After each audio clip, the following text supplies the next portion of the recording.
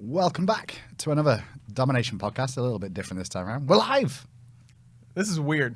Yeah. This is kind of weirding me out. We generally do this Right from now. our own homes. Yeah, We don't I'm have to see usually each other. completely naked, actually. I'm close to. Yeah. I'm He's also actually not wearing pants underneath the table. You just can't tell. generally a little bit more intoxicated at this point too, but we're in work, so we don't. That actually makes a lot of sense. That's why it's more entertaining.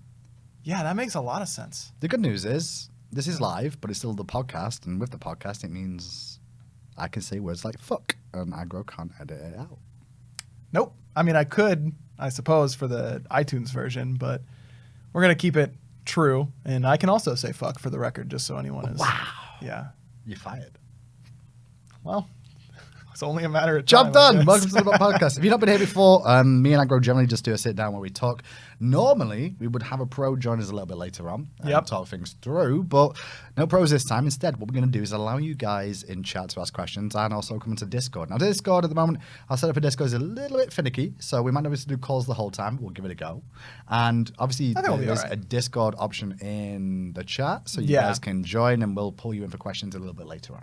Exclamation point Discord in the chat. I could put it in right now. That's the place to join. We'll be pulling people in whenever we're ready to take questions, which I think instead of having like one big time where we take questions, we should just kind of like sprinkle some in Sprinkles. here and there, like a question here, a question there.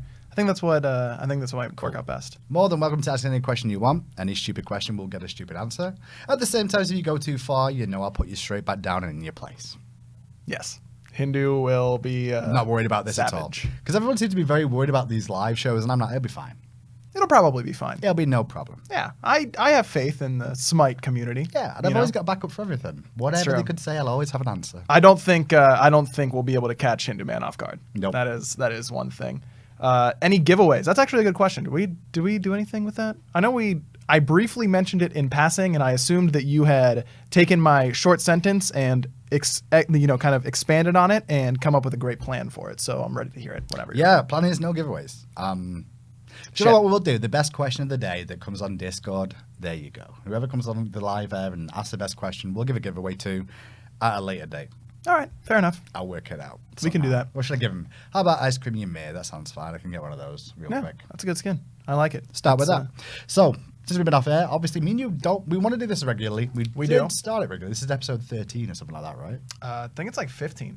We have Maybe 15. 16? That's pretty good. So the problem we've had is like trying to get it consistent because of time schedules and things going on. Generally, things like lands come in the way, as well as work weeks, and then.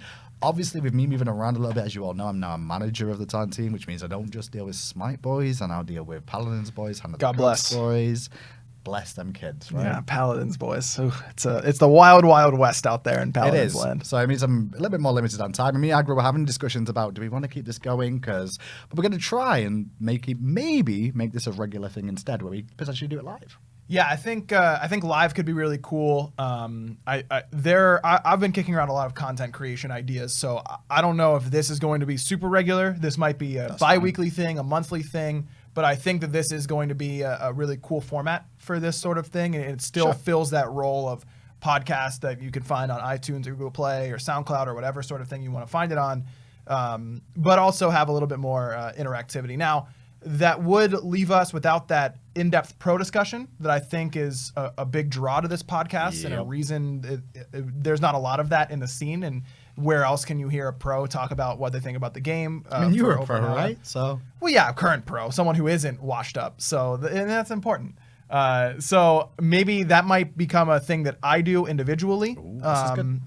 And then we will do this sort of chat interaction sort of thing. We'll figure it out. But play by this ear. is going to be a moving part. But we want to hear your feedback about what you think about this style of the episode, and we'll figure out the kinks. Well, I just saw ourselves. Venenu in chat saying we could possibly do this with pros at lands, and I think that is a possibility we could look at doing if time allows. Obviously, Super Regionals is 5-day event. So busy though. But the problem is that trying to fit the pros in with their photos and their behind-the-scenes media and video that they have to do with us, and then us getting prepared for those events is kind of tricky. Plus, the pros get so cranky whenever we keep them here. Whenever it's time for photos and that kind of stuff, and they got to wait around, they all get real mad. So I don't want to make them mad. And then as soon as they're out and they've got nothing to do, they're like, "Hey, can I go on air, Hindu man? I want to be on air." And I'm like, "No, you didn't do anything for me before. Why would I give you anything now?" Can I come playtest? Tick for tack. No, you No. can't play test. You can't even play the game. You couldn't even make it through to the next round.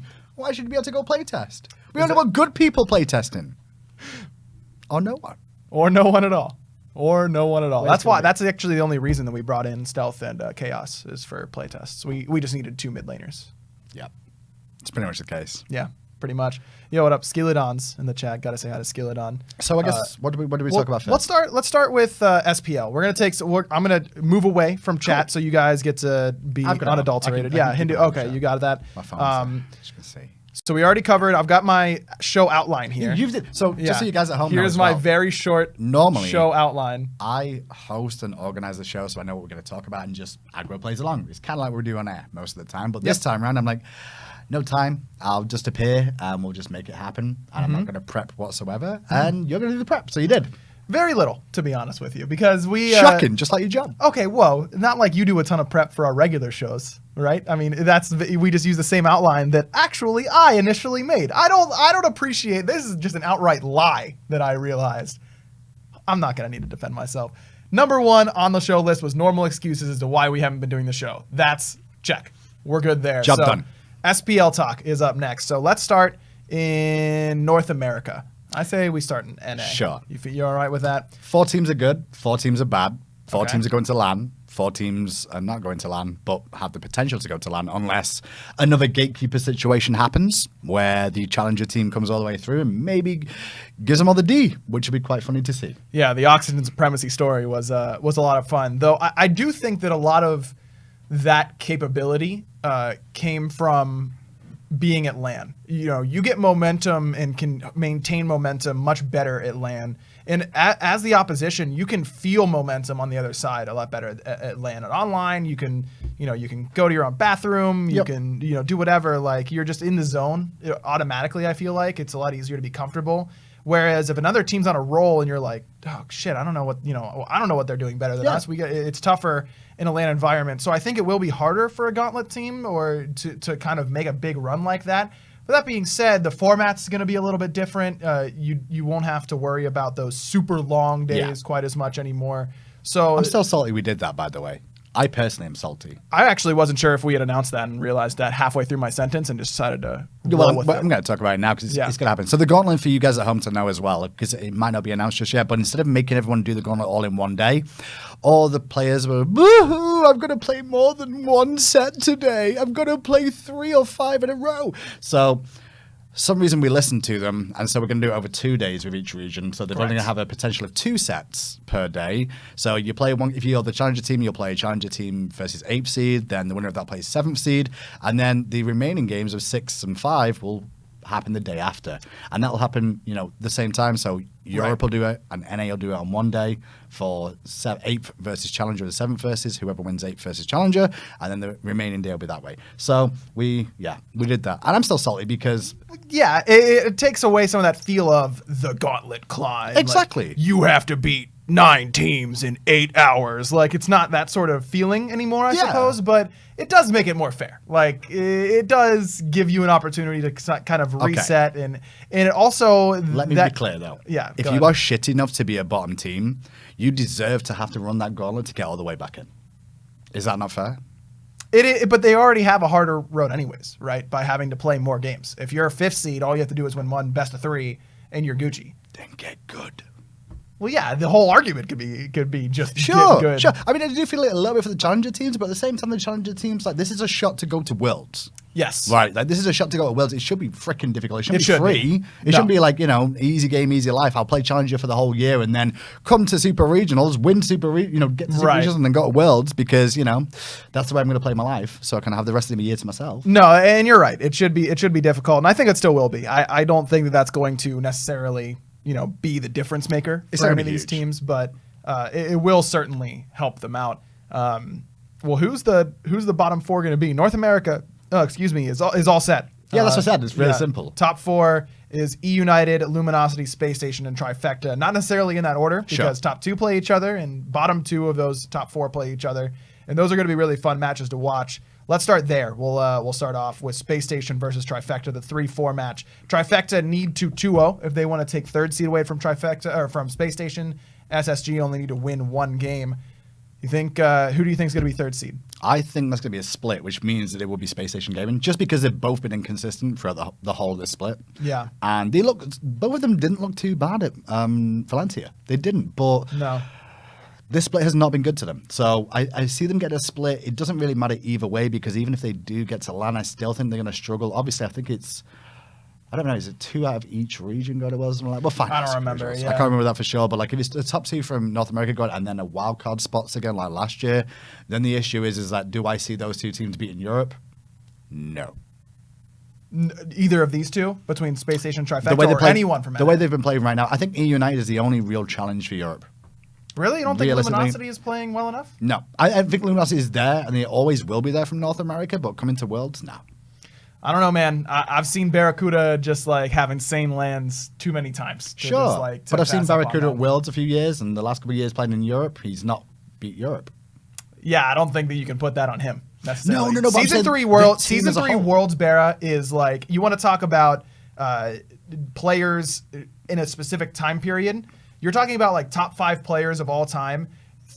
End of fall split, Season 3 Worlds Barracuda is probably the best hunter that's ever played. Sure, and I'm not saying Barracuda is not great. I'm not saying the team's not good. I just think in comparison to Europe, it's a bit of a difference. And we've all seen Europe has grown over this year as well. Like, look at where Energy are right now, which I'm pretty sure we'll get to in a minute. But compare that to where the world champs are right now in Europe, and then you look at North America and go, what really changed in North America? Well, technically, there was a divide that got created that was bigger. It used to be bottom 2 were terrible in North America and the top 6 were great. Right. Now it seems like the top 2 are pretty damn solid. The next 2 are kind of mediocre and having issues for different reasons or another. And then the bottom 4 are technically rubbish. Sure. Listen, everyone's upset about that. If you are, look at Europe the past year. Everyone's always been saying these guys are crap, but the bottom 4 were terrible in Europe. It's only the top 2 or the top 3 that were good. It's just reversed now. Yes. So that's all it is. It's not me picking on them because they're North Americans. I don't really care. I've got an American wife. It doesn't matter to me. Right. No, I have to you're live right. here, right? Like, I'm not going to be sitting here just criticizing. It's just talking about actual play and the style. It really is a complete switch of how it used to be, which is really crazy, where the bottom end of Europe was awful for a long, long time, and it was always like the Orbit boys on top. It was those guys and one other team, and then it was like, okay, we'll see what they can do at Worlds.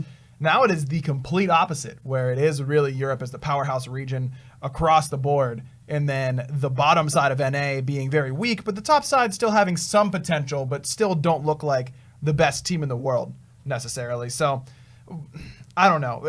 Let's get back to where we initially started this. I know we went off subject. We'll go back to it in a second. But here's the one thing, right? If you look at, for example, Obey and Dig, do you expect anyone outside of EU United to potentially take games from North America off EU and Dig? No.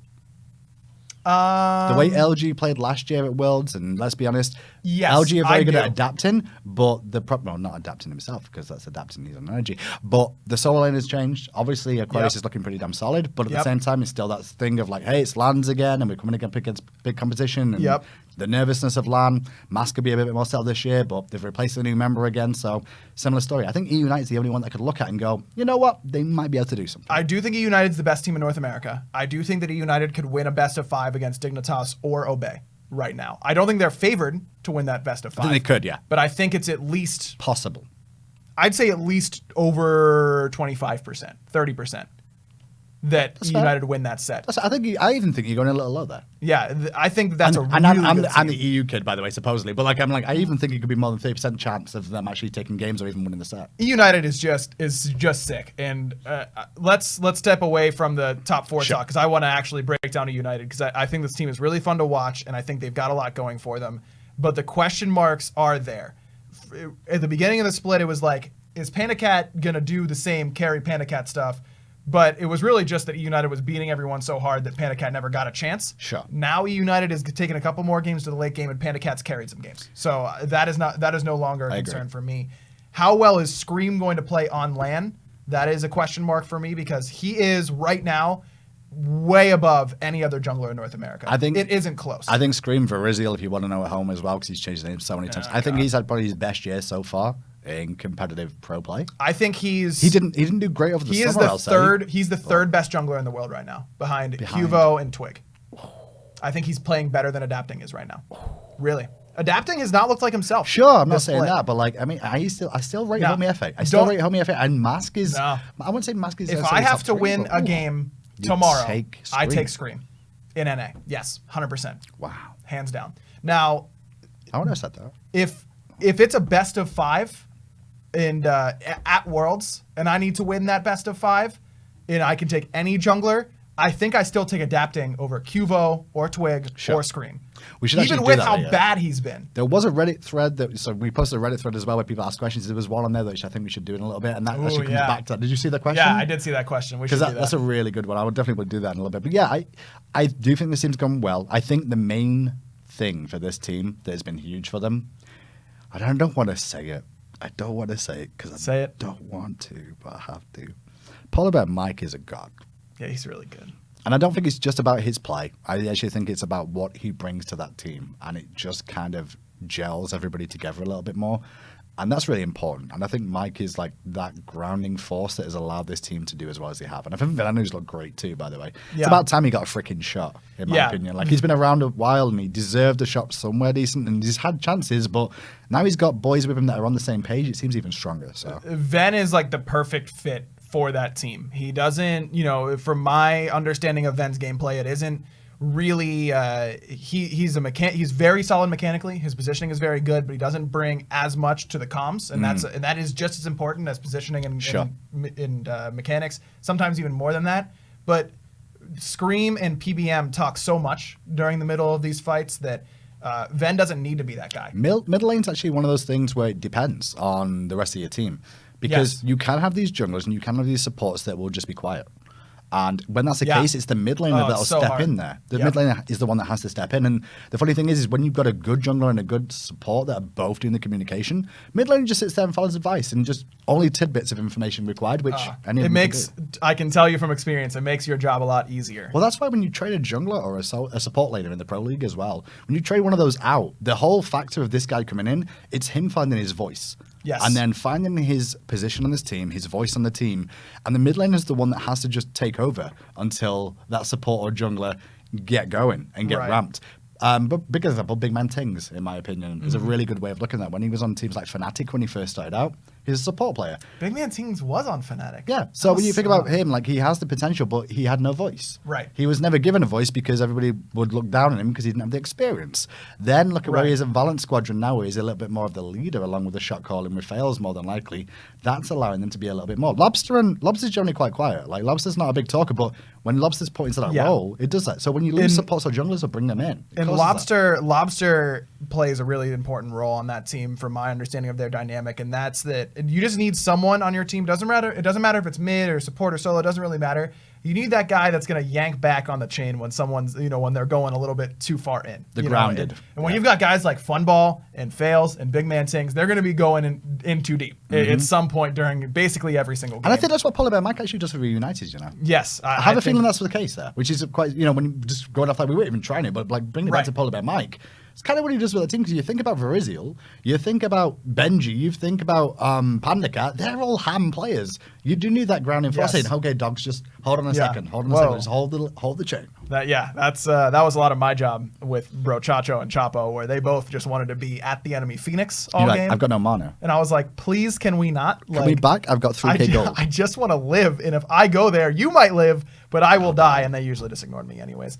Alpha Jackal in the chat said that he doesn't know what's up with Homie Faye. He just hasn't been playing the team's carry recently. Homie's had a bad year. I agree. Homie's had a bad year. And it's really, you look at what this team had potential for at the beginning of the year, and while Space Station, yes, they're top 4, yes, they're most likely going to get 3rd seed unless Trifecta can find that 2-0, but Homie looked like he was going to take that next step and be adapting level. Like, he really looked like he had that potential, and I don't think that's gone, but it's just been a whole year of not a lot of growth for him. Not necessarily regression, but it's been sticking as a top jungler, which isn't necessarily a bad thing, but it feels like you can see more. You can see team more. dynamic. He's not the carry of that team anymore. And I've said that on air before when I've casted them, because it feels like Homie F, his role has kind of switched in that based off the style that Space Station Game have been trying to play. Yes. Like, he used to be the carry that would go off and then continue to push forward and continue looking for the pressure. But then, from what I can tell in the play this year recently, is like, he'll do that in the early game sometimes. And that's generally when it's an Assassins that happens. And then he'll start to just fall back and wait for the others to do the work. Not for him, he's more of a setup guy then, rather than the actual murderer and initiator. He waits for the team fights where he's not the initiator, it's the other people that are initiating for him or starting the fights, and he turns up later. Now, when he's playing warriors, for example, I think Homie FA's warrior pull isn't great. I don't like him on a warrior. I like to see him on the front line. You know who does like him on warriors? FDOT. Space I don't Station know if you've Gaming. heard that. No, I'm joking because FDOT hates Homie FA on Does warriors, he? and he goes on his whole rant about It's strange, You like- don't give a plumber a lightning rod. Like I don't know what the actual true. sort of thing is. He's but- from what, New York, which is basically where Mario's from too, so no wonder you said plumbers. Lightning Strikes in the chat says it's because of Zapman. Zapman always wants to be the star, and so Homie FA can't. I don't know if I agree with that because Zapman's only been here this split, and this Yeah. has been a season-long problem Exactly. for Homie FA. So I don't think that's necessarily the call, and I don't think that it's Anderson necessarily either in that mid lane because Andy. I've talked with Andy a lot about Smite and about what he thinks about the game, and he's one of my favorite players to talk to about it. He doesn't strike me as a selfish player who feels like he needs to be the star. He just ends up being the wants to star because win. he's fucking sick. He wants to win. He just wants to win, and I And don't let's take think that into that. account because before we sit there going like it's a player on the team that's causing this, I think it's just team dynamic of their actual goal and style is what they've been aiming for. That's the issue with it. Right. Because if Annister thought Homie FA was bad in the jungle, Andy would go back to the jungle if it meant he was going to win worlds. I'll tell you what, those two. I was talking to Annister season 3, and I was talking to Homie FA season 3. In separate instances, and they were both just like raving about how good the other one was. And Well, the funny thing is, like- those two had so much respect for one another. And Europe really respected Homie FA's play. Even in the games when Europe played against him, the whole of energy were like, whoa, this kid's crazy. Yeah. That's why you could see the stars like being potentially aligned to see Homie FA be the next big jungler, replacing Annister because Annister wasn't there anymore, more than anything else. And he was vying with Cuvo Fred to overtake Adaptation at the time, in my eyes. He was Yeah. the only North American that could do it. Now it's a different story. It's just been mediocre. Best, I guess, is the best way of putting it. Like, yeah. I've still got a lot of faith in what Homie can bring, and hope that he can kind of reclaim that title. Let's take our first call ever We on have the a call. Domination podcast. We do Verbalocity sitting around waiting. Verbalocity, thanks for calling in to the Domination Bloody hell, there's podcast. two of you. Hey, there's Hello, both of us. am I here. reading? Are we all good? We're all good. We're all good. What's up, man? Nice. So I've got one actual legit question and one sort of more vanity question. So Sure. the first one being, so most of the talk of the town and the community is North America and Europe. It's sort of that dynamic, right? Mhm. And of course, with this split being the world split, we're going to see, of course, all the other regions coming in, Southeast Asia, no bias there, Latin America, Oceania, that kind of thing. How much do the other scenes in your experience, or your North America and Europe in your experience, prepare for those other scenes? And how likely do you think we're going to see an upset or a spill come Worlds? I can say previously, little to no preparation. That was for the first 3 years. Then ALG got smacked by Lich, and I don't think that's going to be the case anymore.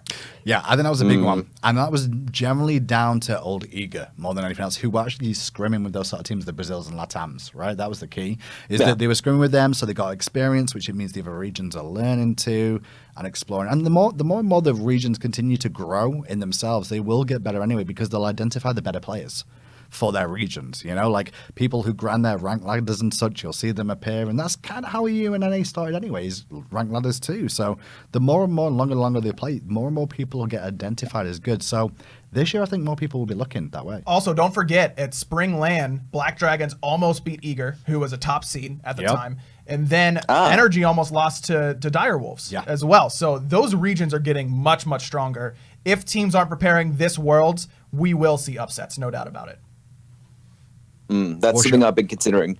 And on the line of the Southeast Asia aggro, me, WizKid, and Anovi just finished the first live broadcast for the Gauntlet, and the playoffs are happening next weekend. And that was bloody tough, actually doing that live. We'll always sit back and shitpost, oh, Hi-Rez don't do good, SPL looks easy. Turns out it's not. And after the broadcast, we were sat there sort of discussing how it was, what we could improve, and it came around to pet peeves. So I've always wanted, I love asking people this question, and I'll give you two free time to complain if you want about anything. What are your biggest pet peeves that we don't see? When it comes to casting or about anything at all? Anything in the job, casting, dealing with players, anything. I job always find this a related. curious topic. All right. Well, I'm going to move you out, but thanks for the call, and we'll discuss it Sure, no problem. as we go. Hindu, you want to go first? I'm sure you have very few pet peeves. Am I right? I don't have any pet peeves. That is the biggest lie he said so far, except for the time when he said he does all the prep work for this. That was a bigger lie. Played the fifth. You don't want to go over any of your pet peeves? I don't know which ones to really cover because there's obviously always going to be complaints about the job. At the end of the day, yeah, it's a really lucky job to have. Yes. And I always take that into account whenever I want to say this sort of stuff, first of all, because it's like, we're in a lucky position. We get a lot of stuff. I can help with this because I felt like because I worked in sports broadcasting before this. I was a reporter and producer and engineer for a radio station in Pittsburgh, and I covered every single sports game, at least the Pirates games at home, for 2 years plus. And my office was PNC Park, and everyone I told that to was like, "Man, you must be so lucky, to get paid to go to the stadium and watch these games." And you're right, it is a very fortunate position to be in. But a job, at some point, a job is a job. A job is a job. There are going to be job things that you don't like and that annoy you, and that your coworkers do that you really love, but that annoy you as well. So all of these, you have to understand that we understand that we're very fortunate. We understand we're in a great spot. That's what I was going to go on to, because I'm like, listen, Yes. I know we're fortunate. I know what we do. I think the biggest pet peeve I really probably have is that I don't get my own personal opinion without that being the reflection of the company.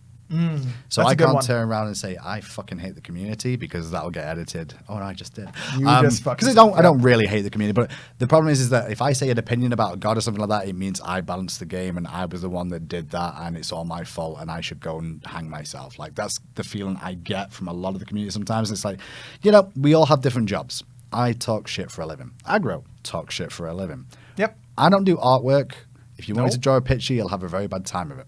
Yep. Same time as coding of a game. If there's a bug in the game, I may be able to identify the bug. I can't tell you the turnaround time on fixing the bug because I don't know where the code for the bug would be in the first place. And second of all, how deep the code would have to go and how many patches it'll take to fix. But it's my job as a face to sit and take that. You know what the worst is? My biggest pet peeve when it comes to that, without a doubt, and I know I'm just going to get this more by admitting this, is whenever I'm playing Smite, I'm just queuing up a casual or something like that, and then someone tells, when I get told to fix my game, it takes every ounce of self-control to not just destroy that person. That drives me crazy. That's why whenever the people do that to me in game, I'm like, no problem, just keep buying gems. Yeah, it's tough. Because technically, by buying gems, that means you're supporting the game, which in turn gives us a chance to increase our budgets to allow more people to fix the games, or even get the extra overtime that may be required to fix it to get into the code if it's a major bug. And maybe it was identified 6 to 8 months ago and it's still not been fixed yet. I don't know why it's not been done, but I'm annoyed by it too. But at the same time, I'm just like you. Yeah, we are. That is definitely a pet peeve. As far as casting pet peeves go, I hate whenever I pick up a phrase that someone else is using a lot and then start using it. You know what one I picked up recently? Go on. And I'm admitting this so that I can get called out on it later. Yeah. In terms of. Yeah, when I'm saying, on hers brings a lot in terms of damage, why don't I just say he just brings a lot of damage? You've had that for a while. You might have actually started that, No, Taco started that. I don't think so. I don't think so. Thinking about before Taco started, I'm pretty sure you were using that, but you weren't using it that much. See, the thing I've used it more recently, whatever it is. I was about to say, so just to explain that first, because we're going to do a little bit of caster talk on air now, which is not something we do. You did that when you first started here, but you didn't use it that often. So I think what's probably happened is Taco's picked that up off you a little bit, and then she swung it back towards you again, and then you've realized it now because you've started to use it even more. That's what's happened. It's not. It wasn't a thing that you weren't doing previously, because I do remember you doing that quite a lot. Oh, fair enough. Not in an overly sense, because otherwise I would have brought it up. Because generally what happens, and this is behind the scenes stuff, is that we'll discuss words that get used on air, and if everybody's using the same word too much or the same phrase, all the time, we'll have conversations about it and be looking to cut it out, and then be punching each other almost on broadcast if we hear it too much, or poking them out live on air, which is what I do, just to make sure they realize they shouldn't be doing it. A really good example of that is FDOT has been doing this for a long time, and he's very, very good at it. And he casted with Finch on his first cast, and Finch was still, he's still working on it. He's just a guest caster. He's got a lot of stuff to work on, and he would say that himself. Finch was picking up every time FDOT would say something, and this is what we had done in practice cast. We talked about it. He was saying yeah or yes. He was just agreeing with everything. Sure. And about halfway through that game, every time Finch started talking to Tom started started saying yeah. And you will and do it's that. it spreads. It is crazy how fast that spreads. It can happen mid-game. Well, the reason and you don't even realize. So the reason that happens as well for you guys at home, which is like you think it's very simple to just sit and cast, and it is, but when you have a conversation with somebody on a day-to-day basis, and when you're actually speaking to someone different too, you will start to use their mannerisms. You will start to use their phrases of speech because you want to make it flow fine. That's what it is. You will do it in a normal conversation with your mum. When you speak to your mother, and then you'll speak to a friend, you'll speak to them two completely different ways. And when you just hang out with the same people time and time again, you cast with just one person, you will actually end up adopting some of their mannerisms because it feels natural to do so. And sometimes it's not always a good thing. That's why we're very careful about that. I feel like this is the right time to ask you, how would you feel if I yelled someone makes a sick play, and then I just be like, that guy was ready for esport, like really long and loud. It's like kind of similar to Merlot. Is that like can you, cool? can you just repeat can you do exactly how you would do it? Yeah, I'd be I like, need to know. Yeah, okay. I'd be like, Ron Jobber was the first name I saw, and it definitely is not going to be him. It's going to be Alpha Jackal. Be like, Alpha Jackal's going down the mid lane, hits a big ultimate, and he was ready for esport. Something like that. That's pretty much how my reaction would be too, I think. I think I'd just react exactly the same way you just did there. Live on air, I just wouldn't say a thing. Just say absolutely nothing. Because sometimes the best thing you can do is just hold and just let it breathe, Let it breathe. Make him realize the mistakes he's made himself, because the longer the air is dead, he sits there going, was that a bad idea? Maybe it was. Why is Hindu still not speaking? Oh, shit. I get a lot of dead stares between you and Tom on air Yeah. after my jokes, and never once have I thought, I should not have said that. Yeah. Never once. I love Merlot, by the way. He's the best. He's fantastic. Such an entertainer in my eyes. Yeah, Fantastic. he really is. He's great. How did we get off? We got off to questions after doing just EU. That was what happened. We were talking about NA. We didn't even speak about EU. We were talking about. I know. Pro League We haven't even talked about that. This Well, wait, is we a live show. haven't even said anything about E United or Luminosity. Do you think E United takes first seed? LG need to 2-0 in order to take it. I don't think LG will 2-0 this, so I think it's going to be United as number one seed. For sure. Agreed. And Space Station trifecta, we both have split there, Yeah, I split. believe. So I think split's fine. Okay, let's go on to the bottom four of North America. What's the point? Cryptic. I want to talk about who's going to get relegated. This is big. Bottom two. This is important. Okay. You can keep it quick if you want to. Sure. Allegiance and Cryptic, they're both tied at 2 points right now. Allegiance play Noble Esports. Allegiance could 2-0 Noble and put themselves in a really good spot. Cryptic plays Vigilant. That matchup's very, very close. Remember, this Cryptic team that has 2 points is not the same roster that kind of put themselves in this position. For me, Cryptic is a much better team than a 0-2 and 4. Is it Cryptic and Allegiance right now? And yes, they're the bottom two. Are they playing each other? Sorry. No, it's Cryptic versus Vigilant, Payne's team. Best case scenario 1-1. Realistic scenario, I think it's Cryptic 2-0. And mainly the reason that Aggro was saying too is because of the Team Cryptic being a completely different team. Didn't want to like this team in any way, shape, or form. No harm to any of these players on the team whatsoever. Sucks. And obviously I've not been communicating too much about that stuff, but it all happened, and what happened happened, and obviously it won't happen again, hopefully. But yeah, fuck Fabian.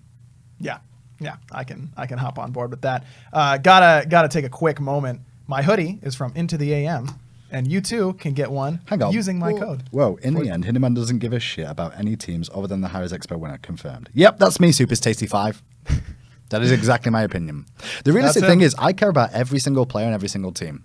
But at the same time, I care about no teams and no players. Because if I have a biased opinion about them too much on broadcast, you suckers call me out for it and say I've got, I'm an EU fanboy, or an NA fanboy, or a winning fanboy, or a losing fanboy. I just care about good fucking Smite.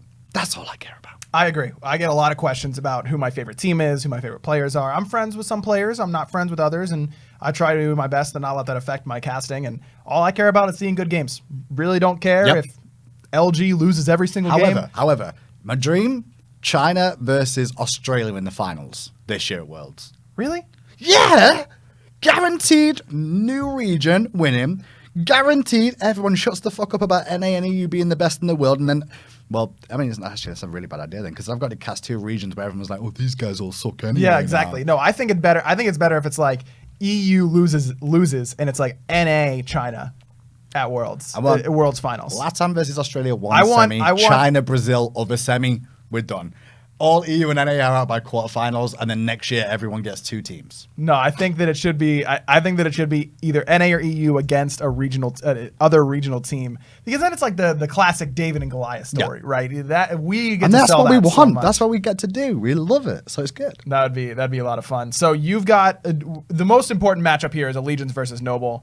Noble's been playing too well to get 2-0 here, in my mind. Allegiance looked good against a trifecta team that hasn't looked like themselves as of late, but I think that Allegiance does deserve some credit for how well they played that last set on Thursday. But Noble has looked really good in their last 2 weeks.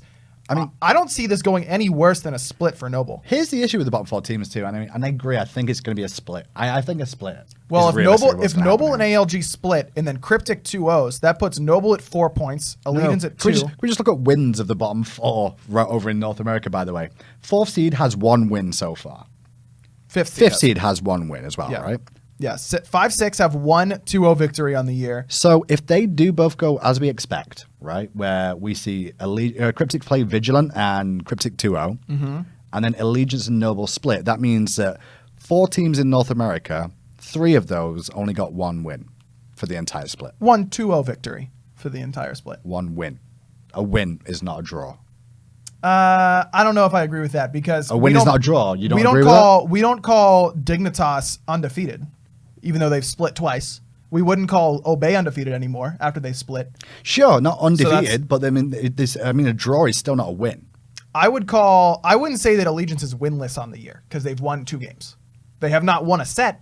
Sets are bigger. Sets are worth 3 points, draws are worth 1. There's Sure. a big difference there. It's the same reasoning. Whenever I think about questions like this, I just think if I'm talking to someone who's completely uninitiated to this, if I told them that they hadn't won all year, they would expect them to have 0 total game wins. Okay, that makes sense. Because in my eyes, I'm like, if these 2 teams both played each other twice and they both split each time, neither is actually better than the other. They're technically still even. No one's winning and no one's losing. I would, yes. Do you know what I mean? I understand That's where my you're point. coming from. Yeah, I think there's something to be said for both sides. So right now, with our predictions, we've got Noble and Allegiance being the 2 teams relegated. I think that out of the 3 teams that can be relegated, that Cryptic is the least likely. Let's do it this way. Allegiance is the most likely team to get relegated, and I think they will. By the looks of it, yeah. I mean, they are. They're going to have to pull out all the stops to make sure they don't. And the funny thing is, they're against Noble. And if Noble lose 2-0 to Allegiance there, that then puts pressure on them. I mean, they can't let that happen because they'll potentially get relegated because of that too.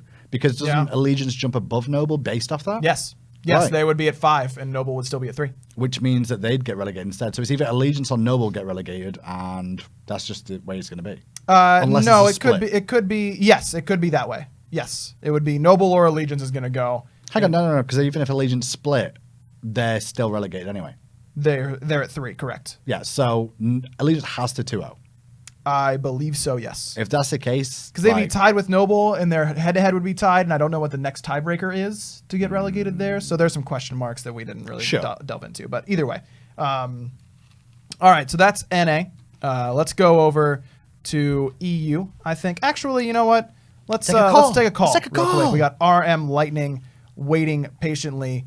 My man Lightning, thanks for calling in to the Domination podcast. What do you got for us? Well, first off, I want to give a shout out to everyone in chat who's coming over here from FPL because FDOT decided not to host one this week. Yeah, FDOT's wasn't feeling well, so I he's will sick help. right I will now. help him out there. Just to say that, he's not feeling too good. Send him your love. He'll be fine now. Tweet him dog pictures. I didn't know if he was like sick or if he was just like, oh hey, I'm. Oh, it could have been him just being lazy for sure. Yeah, your anger. The assumption was correct. Yes, it was a very fair assumption to make, but this time it's actually he's sick. Yeah.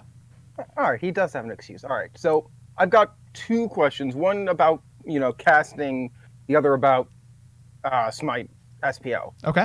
So for casting, this one is more for you, Aggro, rather than Hindu, just because you're more of the analyst. Mm-hmm. I've been casting a lot for Hand of the Gods for Smite Prime recently. Cool. How do you keep from putting your own opinion in too much and from talking for too long? Well, okay. Two separate questions. Two separate questions, but I'll try and tackle them both. To be frank, I've never casted a card game before, so it is going to be different. But card games are a little bit slower. There's not as much, high-paced action. And in my opinion, which is fairly uninformed in that specific realm, I don't think that as a 2-chair I could ever feel like I'm talking too much during a card game. No. And you have casted some Hand of the Gods. I would imagine that 2-chair should just be going until the 1-chair decides that's enough. You got your point across. Let them not necessarily cut you off, but try and find a rapport. I think that it's very important whenever you're starting out to at least get semi-comfortable with one partner and then kind of extend from there. Now, I'm not a believer in only casting with one other person all the time because you both become very stagnant in your styles. But I think if I were in your situation, I would focus more on just being as detailed as possible. It's always easier to scale back your detail than to add more. And it's in terms of making sure that you're not putting your own opinion in there too much. That's your job. Don't be ever afraid to put your opinion in there. Now, if you're worried that your opinion's wrong, don't phrase it as your opinion. I say things like, if I'm not sure about a build and I think it's wrong, but I'm not really sure that it's wrong, you'll hear me say things like, well, he's looking for this. Now, another option could have been this, and that's what we see more of historically, but whatever reasoning, this guy's gone for this build instead. So you can always you want to open up the door and be willing to think about other arguments if you're not positive, but overall, you just have to be confident in that your analysis is correct because that's your job to be there. And if you're unsure about your analysis, what you really have to do, and it's not rocket science, it's more explain your point of view a little bit more. So if you're going to say this is a bad decision, explain why it's a bad decision. That's all you have to do to justify your opinion, because it technically is an opinion. Like, unless it's like, this is 5 health. Understand the difference between fact and opinion is a really big one. And make sure you hit on the right ones at the right time. Now, that being said, we talked about casting pet peeves earlier. One that I try and get rid of is me saying my opinion. Yeah. Because if I say it's obviously my opinion. So saying, in my opinion, like, right. you don't need to say you that. don't need to say that. Now, Right. whenever you're trying to differentiate between facts and opinions without saying explicitly this is my opinion, you open up to other options, like I was talking about. Or for facts, you just give the numbers, and no one can prove you wrong if you're stating facts unless you're just wrong and you're lying. So you should be good there. Awesome, thank you. And the other question: what the hell happened with Energy and Elevate, where Energy is looks like they have to 2-0 rival in order to get to Super Regionals. Hinder, and you wanna Elevate went from the team that split with everyone to looking like they're going to be, I believe, 3rd seed. go ahead and do? All right, thanks for that, Lightning. We'll continue that as he gets moved out of the channel for the next one. If you do want to come into the Discord, do so. We'll answer those questions too. So I think the funniest thing about Elevate this year has been the adjustments they've made with Cherio and who's the other person the other day? I always forget the name. I don't know why. It was the mid lane change, Death Panther. Yeah, Death Panther coming in. I think Panther needed a shot. And dual lane was fine on Elevate. Dual lane has always been fine, all the way back to when they were Mogao in the solo lane. Because those 3 were the original 3, right? Mogao, Dardez, and Jermaine. God. Jermaine has been a world-class hunter that's never really shown it properly, in my opinion. He's had times where he's sparked and shown it. Dardez has always been a very solid support, if not seen as one of the best supports in Europe. There's a lot of talk during LANs, behind the scenes Yes. about players who are good.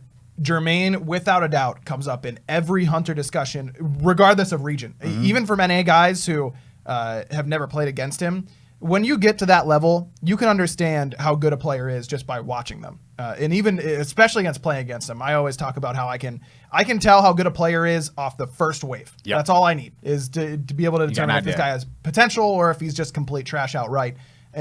And Jermaine has always been a guy that everyone is like, man, he's absolutely insane. Well, I think the key, and it's not a shot at NALCS, because I think NALCS is actually fantastic at the game, but the funny thing is we spoke earlier on about the core of the leaders of the team, and the shot callers generally will be the jungler and the support. Yep. Now, take into account that NALCS was on the team before Cherio was there.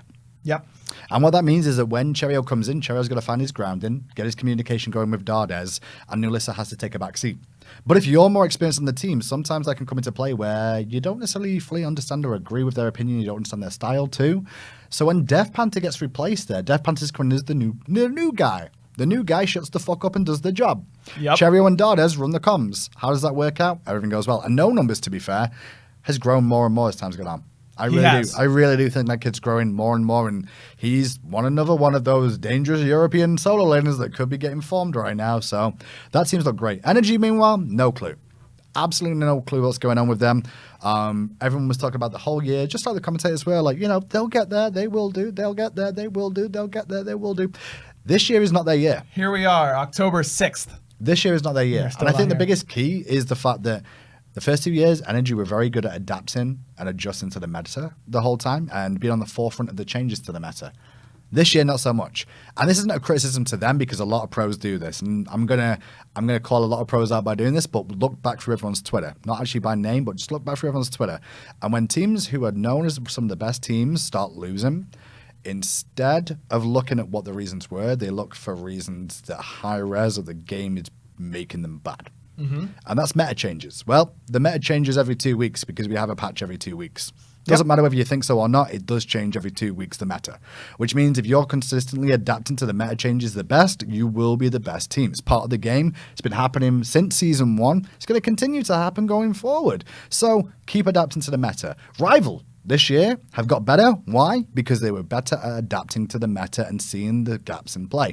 Yep. Elevate right now are doing very well with the meta. Notice they're the ones running Guardian jungles now and again, by the way. Didn't really dabble too much in Warriors, and when they did Cherio after you call them out, you were shit with it, by the way, like a column, just saying. But yeah, look at the differences of teams that adapt to the ones that do better. For what it's worth, Elevate's compositions are my favorite of the year so far. They the last composition that they ran up against Obey, where they win that game, was the best drafted composition for a specific team that I think we've seen all year. That was picture perfect. I don't know who does the picks and bans for Elevate. I don't even know if they have a coach necessarily, but they are on top of their picks and bans. And that's been such a big adjustment. And how often do we talk about teams that they've got talent, but they kind of get lost in the middle of the game, or they've got talent, but they really hamstring themselves with their picks and bans.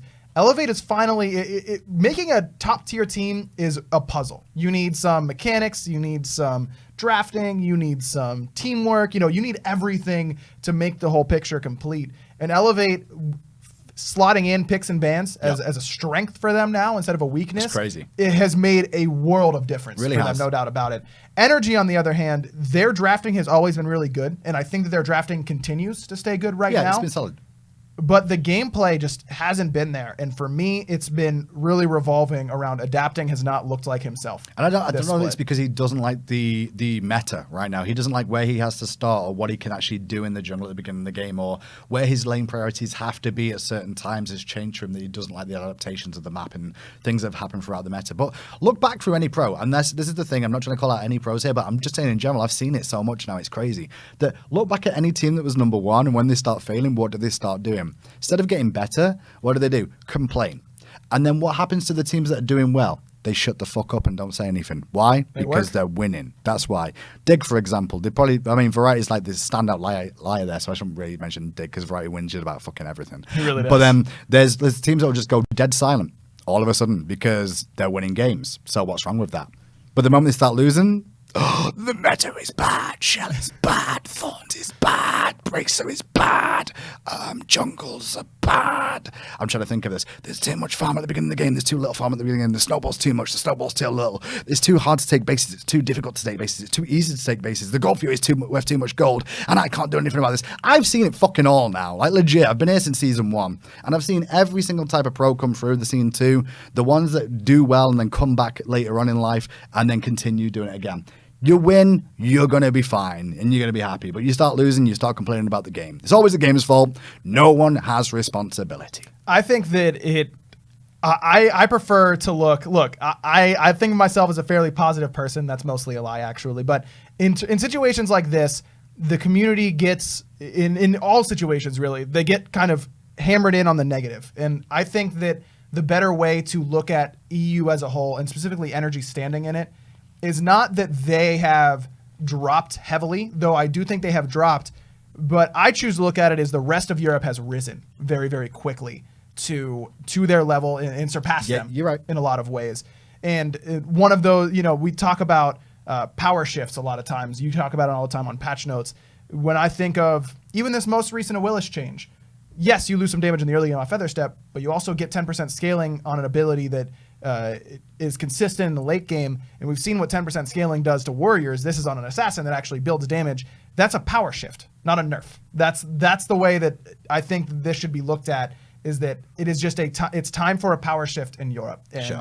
energy. Well, it's also take it into account, and not just like this is another thing to mention. When you are the best, where is the only way? Down. Yes. Eventually, you will get. And look at every, as you were saying, a top team when they start losing, they're going to, splash around. They're gonna make waves. Real life, leaders become when they magic start cards. losing power. Yeah, when leaders in countries start losing power, what do? They start freaking out. They start, trying to consolidate everything. That's normal. And it is normal. And typical. And it's the same thing with like energy. 2 world championships back to back. 2.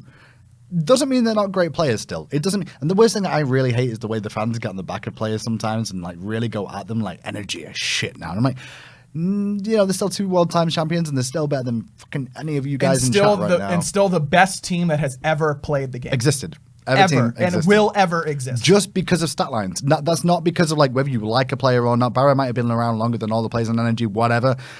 As a team, best team to ever exist by proof of actual wins. Yeah, what was it? I don't think we'll ever see 2 world champs back to back again. Was it fall split of season 2 for energy? They were currently Epsilon, where Dimmy and Adapting had these insane KDAs. Yep. There was one split where energy had played the most dominant Smite anyone will ever play again. Dimmy was known as the Undying for a while for a simple reason. Like his KDA was something absolutely stupid. He just barely died was the reason. Yeah. I think overall, if you look back at their career, they've not lost that many games overall at LANs and international plays. Like I think I can remember was it Old Dick that beat them once? I can't remember. It was a long time ago. Yeah, they did beat them that year because they came in as second seed. That's and right. that's why they had that matchup with C9 Exactly. at Worlds. But then even then, like still won world championships again. Like and they dominated that It's Worlds. 1-1-1s and a 2. Yeah. But this year's a different year, and this year's hurting them. Like, they're not as good this year. And maybe it is because everyone's caught up. But the one thing I will say, it was energy that really made Europe better. Whether anybody believes it or not, Europe 100%. was made better because of energy.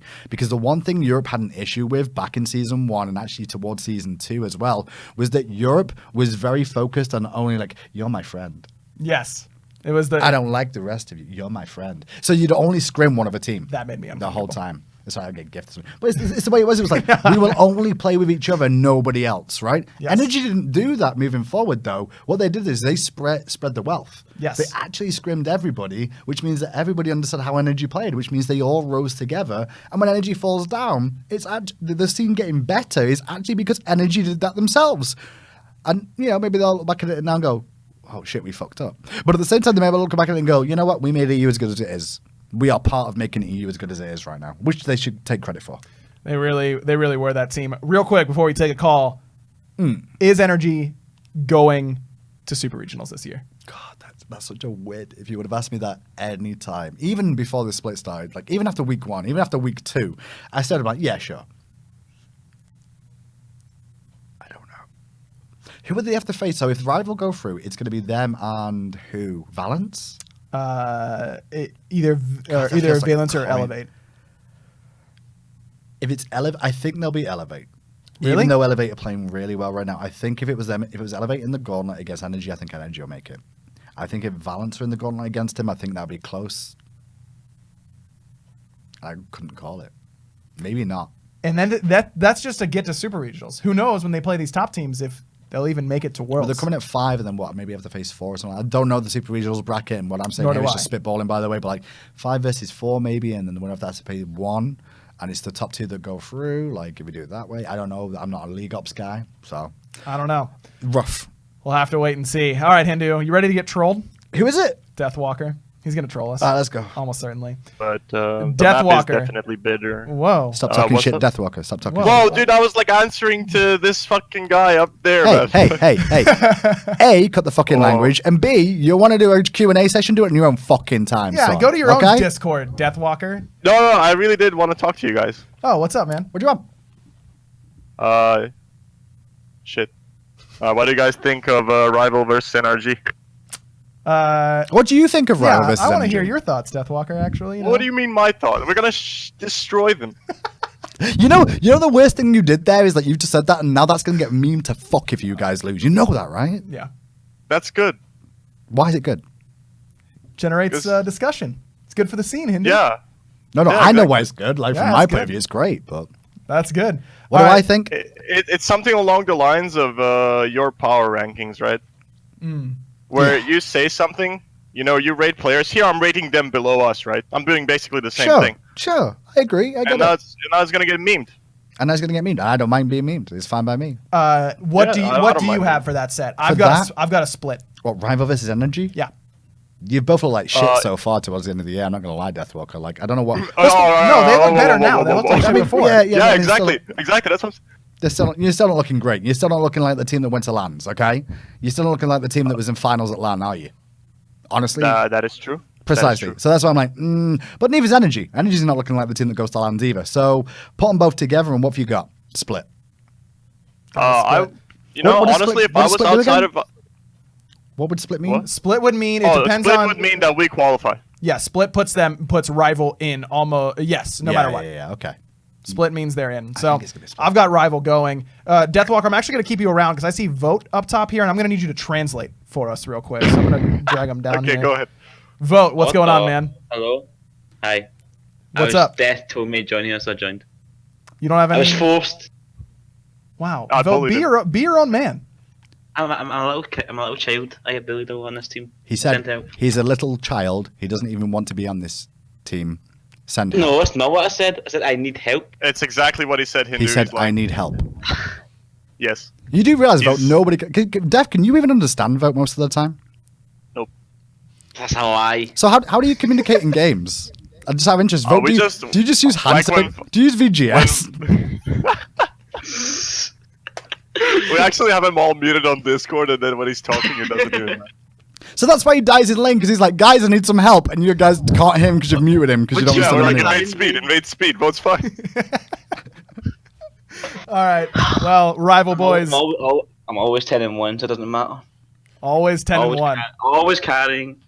Are you We missing forgot it? the O at the start. And that's what I was thinking. I was like, did you miss that first number off? Is that what's going wrong there? Where is vote on your power rankings, Hindu? I don't know. Where is it? Where are you, Vote? I'm pretty fucking low. I don't know why. I'm a fucking beast. I don't even know where he is without looking. I Where's don't know. Deathwalker? You fell, right? I think I dropped you down. Yeah. Yeah, start getting better then. Stop being shit. I'll try my best, man. It's about time. Start playing more Guardians. That's what the people demand. That's what's going to move you up. Not wins, Come on, but just does playing everyone- jank shit is what's going to Yeah, move you up. everyone in wants these Ares, power right? rankings. Yeah.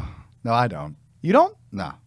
What do you want? Because he'll just get, to be fair, if you do the Ares run again, you're going to get dicked. That's what I predict. Like that's one of those things you can do one or twice and that's it. You do it any more times, it's like... Okay, yeah, no. This is how it goes. Right?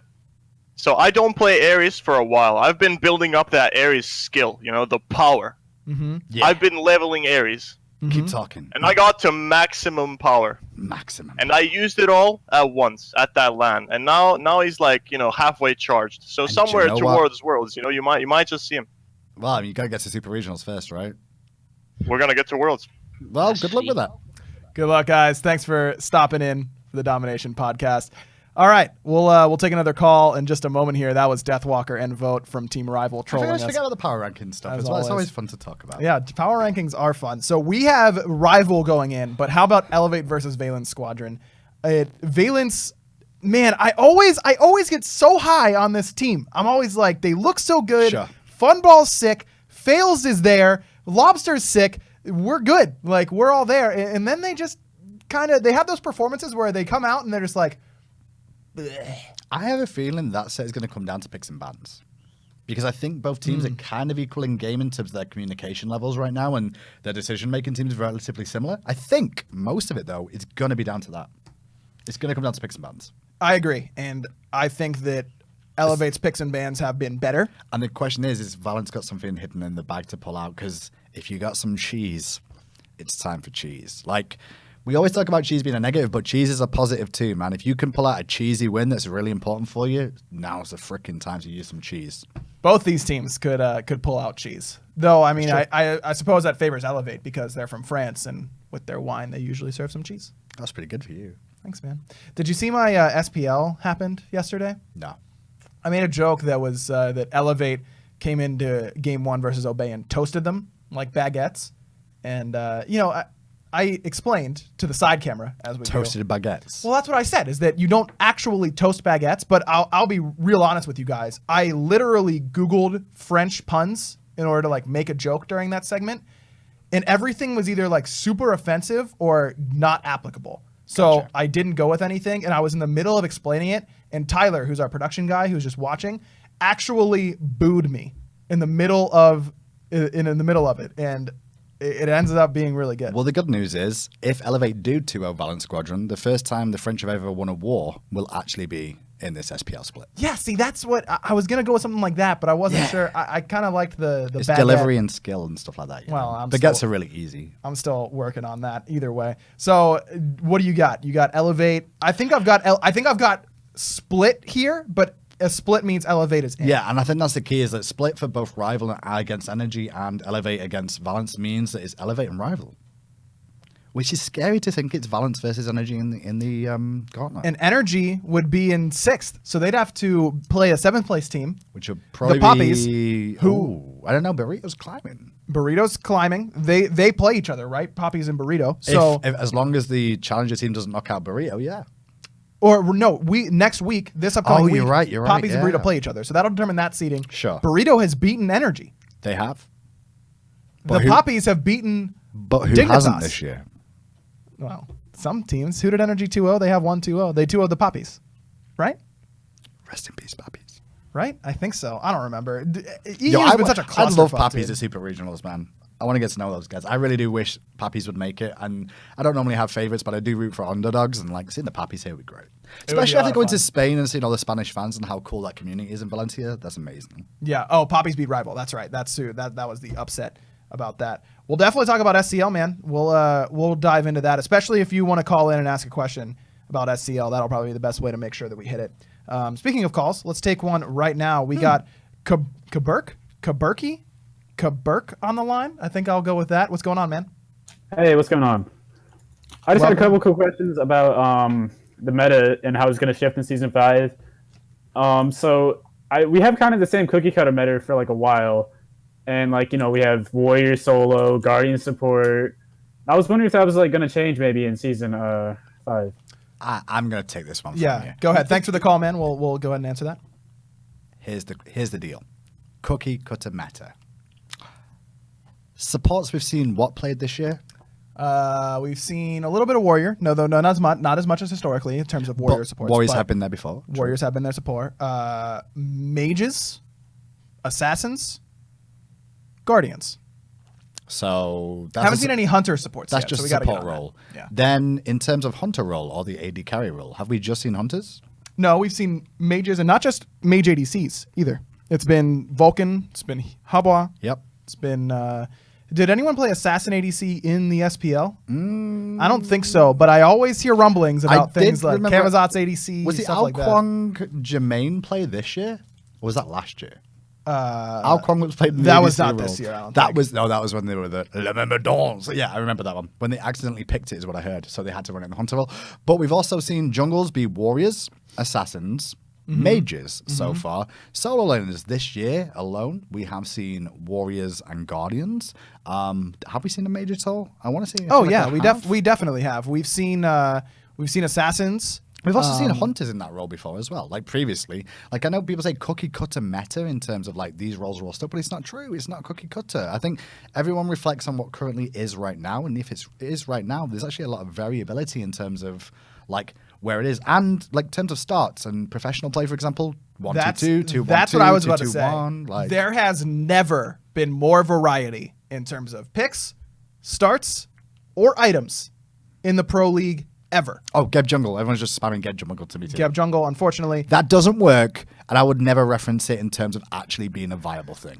no, please God, Unless no. Anything anybody with that. outside of Getfisher did it, then maybe I consider it. Actually, one time, someone donated on my stream for me to play Geb Jungle, and I queued up, and I ended up against Caps and Pawn, and I was about to 100-0 Caps, and he actually crashed the server so that I wouldn't kill him. Good True job. story. Good job. I was fucking pissed.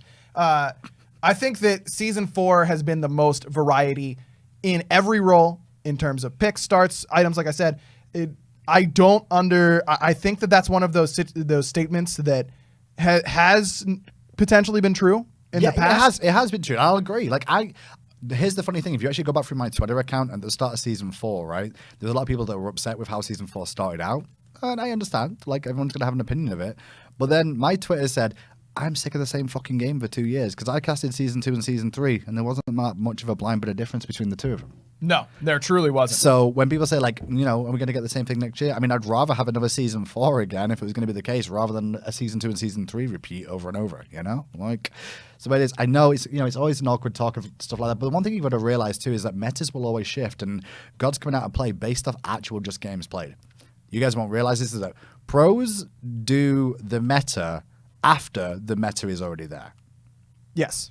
Right? So the average casual games and the ranked games is actually where the meta is created. Pros realize what's good and what's bad based off those games, then put it into competitive play. Then you guys all realize that the shit you've been doing already is good, but then you all jump on board, and then that's no longer the meta because the new meta is the new stuff that's countering that stuff that the meta is being played at the ranks. So it's a nasty little cycle all the way around the whole time. You're right. And what I Am Nude said, I'm just ready for a new map. That is the only argument I think that anyone has, is that we have played the last 3 years on We have this the map. same map, yeah. And I agree. The overall outlay. There have been, I mean, the addition of Oracles and Portal Demon have completely changed the game. Agreed. I mean, to be fair, In a really positive way, in my mind. It did help out, and it also obviously moving the camps around. We tried moving different things. We opened them up. We shortened them down to, if you remember the old red and speed, they used to be on different sides of the map at certain points in time. They also had the issues of being more enclosed or more open. The back harpies have moved in. They've moved out. The blue buffs and where the purple buffs were. Purple buff wasn't even a purple buff at one point in time. Then we've opened that up, shortened that down sometimes, widened that, shortened that. So there's been small adjustments to the map, but the map's been the same. And I think that's been one of the things that next season we've already confirmed, that, you know, the company's already confirmed there will be a season 5 new map, and hopefully that puts a nice little sparkle on everything for you guys. Yeah, it'll, happy. you know, we got a chance to see some of the early stuff, and it is dope. And that's literally all I'm allowed to say about that. Let's take another call. We got Mollusk, one of my console brethren. Mollusk? What's going on, Mollusk? Yo, what's up, man? How are you? Good, man. How are you? I'm good, good. I just got one question mainly, and I'm it's not fine really too, by the Smite way. related. It's more like eSports related. Go for it. What do you think's limiting, like, not limiting per se, but what steps do you think eSports can take to further, like, legitimize themselves as, like, a industry, you know? And they've gotten pretty far as it is right now, but I think it's got potential to be, like, just as big as sports, if not bigger. I agree. I think that there is a lot of potential for esports to continue to grow, and I definitely think it will. I think that a lot of what holds esports back, and I don't want to phrase it that way. Let's say it this way. A lot of what is going to open up esports in the future is my generation, the generation a little bit older, you know, the next generation, the generation older than that. Everyone is starting to become more familiar with not only esports, but just video games as a whole. Yeah. And are starting to recognize that that is an entertaining form of competition. And that as we get older and get the opportunity to, you know, when we have children and introduce that to them, and eventually the people who are not interested in it and don't see it as a competition are not going to be the target audience anyways. But there's going to be more and more people on Earth that view this as a potential avenue for their children, for themselves, for their money, and those sorts of things. It is going to naturally grow. I think that it's really important to keep in mind that this is a little tiny baby right now. It is just starting to really grow. The technology age really began in like the 80s, and that was really low times too. We're talking like the Sega and things like that all the way back when, you know, how Sega's not even a freaking actual console developer anymore. You know, they make video games, they don't even develop consoles anymore. That's what's happened in the time frame from the 80s alone. Then take into account when I was 16, 17 years old, mobile phones came out for average people. Like I'm the first generation caster. I'd class myself as the end of the first generation casters too. Aggro's a second generation caster and there'll be casters after us, but like the whole industry will grow. I'd say some of the pros from like back in the Smite days, some of them are first generation pro players. Then there'll be ones that are second generation and third generation. You've seen it just in Smite alone. There's Paladins that's now got a Pro League. Paladins Pro League is now kicking off too. They're first generation for Paladins, but they're not first generation in terms of esport competitions and the way they're set up. They're more like second or getting towards that sort of level of second generation styles. that's a big thing too. Like as you grow up, people around you recognize its legitimacy as well. That's a big key, is the legitimacy of it all. And like there is money here, there's a lot to do. Also, the thing for me in my eyes is one thing that the pro players themselves, personal pro players, could do to improve the scene for themselves is not. And we have this issue, but it's not me trying to call them out because a lot of games do. Is like when you watch NFL and stuff like that, or like NHL, they don't shit talk the league all the time. Yeah. But in terms of that, by you shit talking the league, you technically hurt yourself at the same time. Don't realize you're not legitimizing yourself enough, because you've got to have that level of respect of you all actually working together, whether you see so or not. You're not just collecting a paycheck at the end of the week. No, You're working towards it, and that is important. In just because I think that there's a divide right now in between players and league, and we're not talking about Smite in particular. I'm talking about across esports as a whole, and eventually, players and leagues will learn that they are on the same team. Yep. If the league is making money, the players are making money. If the players are making money, the league is making money. It's a two-way street. And that will be the next evolution. Speaking of which, the next evolution, I've thought about this a little bit because I come from a traditional sports broadcasting background. And one of the reasons I was so excited to leave that space and join the esports space is because there are a lot of inherent problems with sports broadcasting, just in the way that it's presented to the public, the way that we interact with the players interact with us. There's a lot of really weird things that don't seem to fit, that you don't really get from the outside looking in, but as soon as you're into it, you're like, this is stupid. Why is it this way? And for me personally, it's so exciting to be in the esports scene. It's such an early stage, really in its infancy, because people like Hindu, myself, Rain Day, Pretty Hair, totally everyone here, and everyone in every esport is literally shaping the way this industry is going to be moving forward. And one of the things that we're doing this with passion too. We're not doing it because of not everyone knows the right direction for the esports organization. Overall, we're all growing with it. We're all learning too, but we all have the passion for it. And you have to have that just to begin with. Think about any sport that's ever existed. There had to be a group of people that sat down and went, yo, this is really fun. Yo, I'm going to try and promote this. Yo, I'm trying to make this bigger. And then it grew, then more people played it, then it got bigger, then there was money involved in it, then people came to attend because it was cool to watch. It's the same way with esports. And keep in mind, the first time that basketball got introduced, just imagine little Indiana guy being like, yeah, you shoot the ball in this little hoop. And 85% of the people he told it to were like, that's literally stupid. Why would I ever want to do that or watch that? You're going to watch people shoot a ball into a hoop. This is fucking dumb. And then here we are, these players are making multiple millions of dollars, and everyone fucking loves it. So in this, we are little Indiana guy being like, yeah, you put the ball in the hoop, and it'll be really fun. Eventually, it's going to get bigger. It's going to become a little bit more legitimate. It's happening more now, because you can see actual TV is picking up shows like CSGO and things like that. They're on actual TV stations now where people are watching that potentially, and it's starting to hit mainstream in terms of hey, back in my day, when I was growing up in the 90s, being a nerd kid was being a nerd kid, sat in your bedroom jacking off. That's what everyone thought you were doing. But these, my dad still thought I did that when I was still casting Smite. When I was doing the original days, I used to live with my parents because, I was poor and needy as always.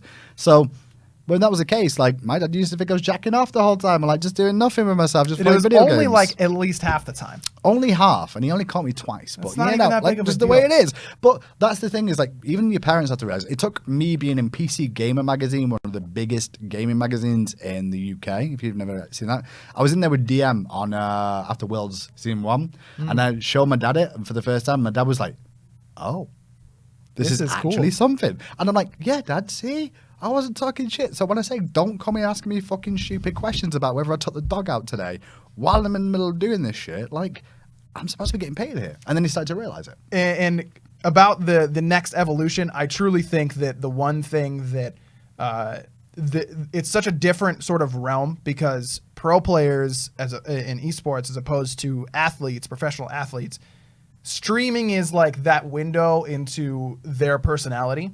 Whereas reporters and locker room interviews are really the main way that the general public get to know their favorite players and athletes.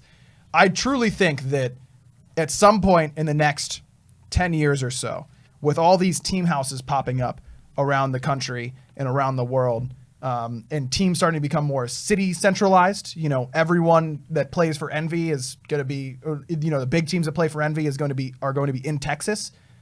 things like that, we're going to start to get actual journalists and reporters who go and have mini pressers at these team houses, and that's going to be the next step towards legitimacy in my mind to get to know. Because look, you know, my dad, he's older, he's 60 plus.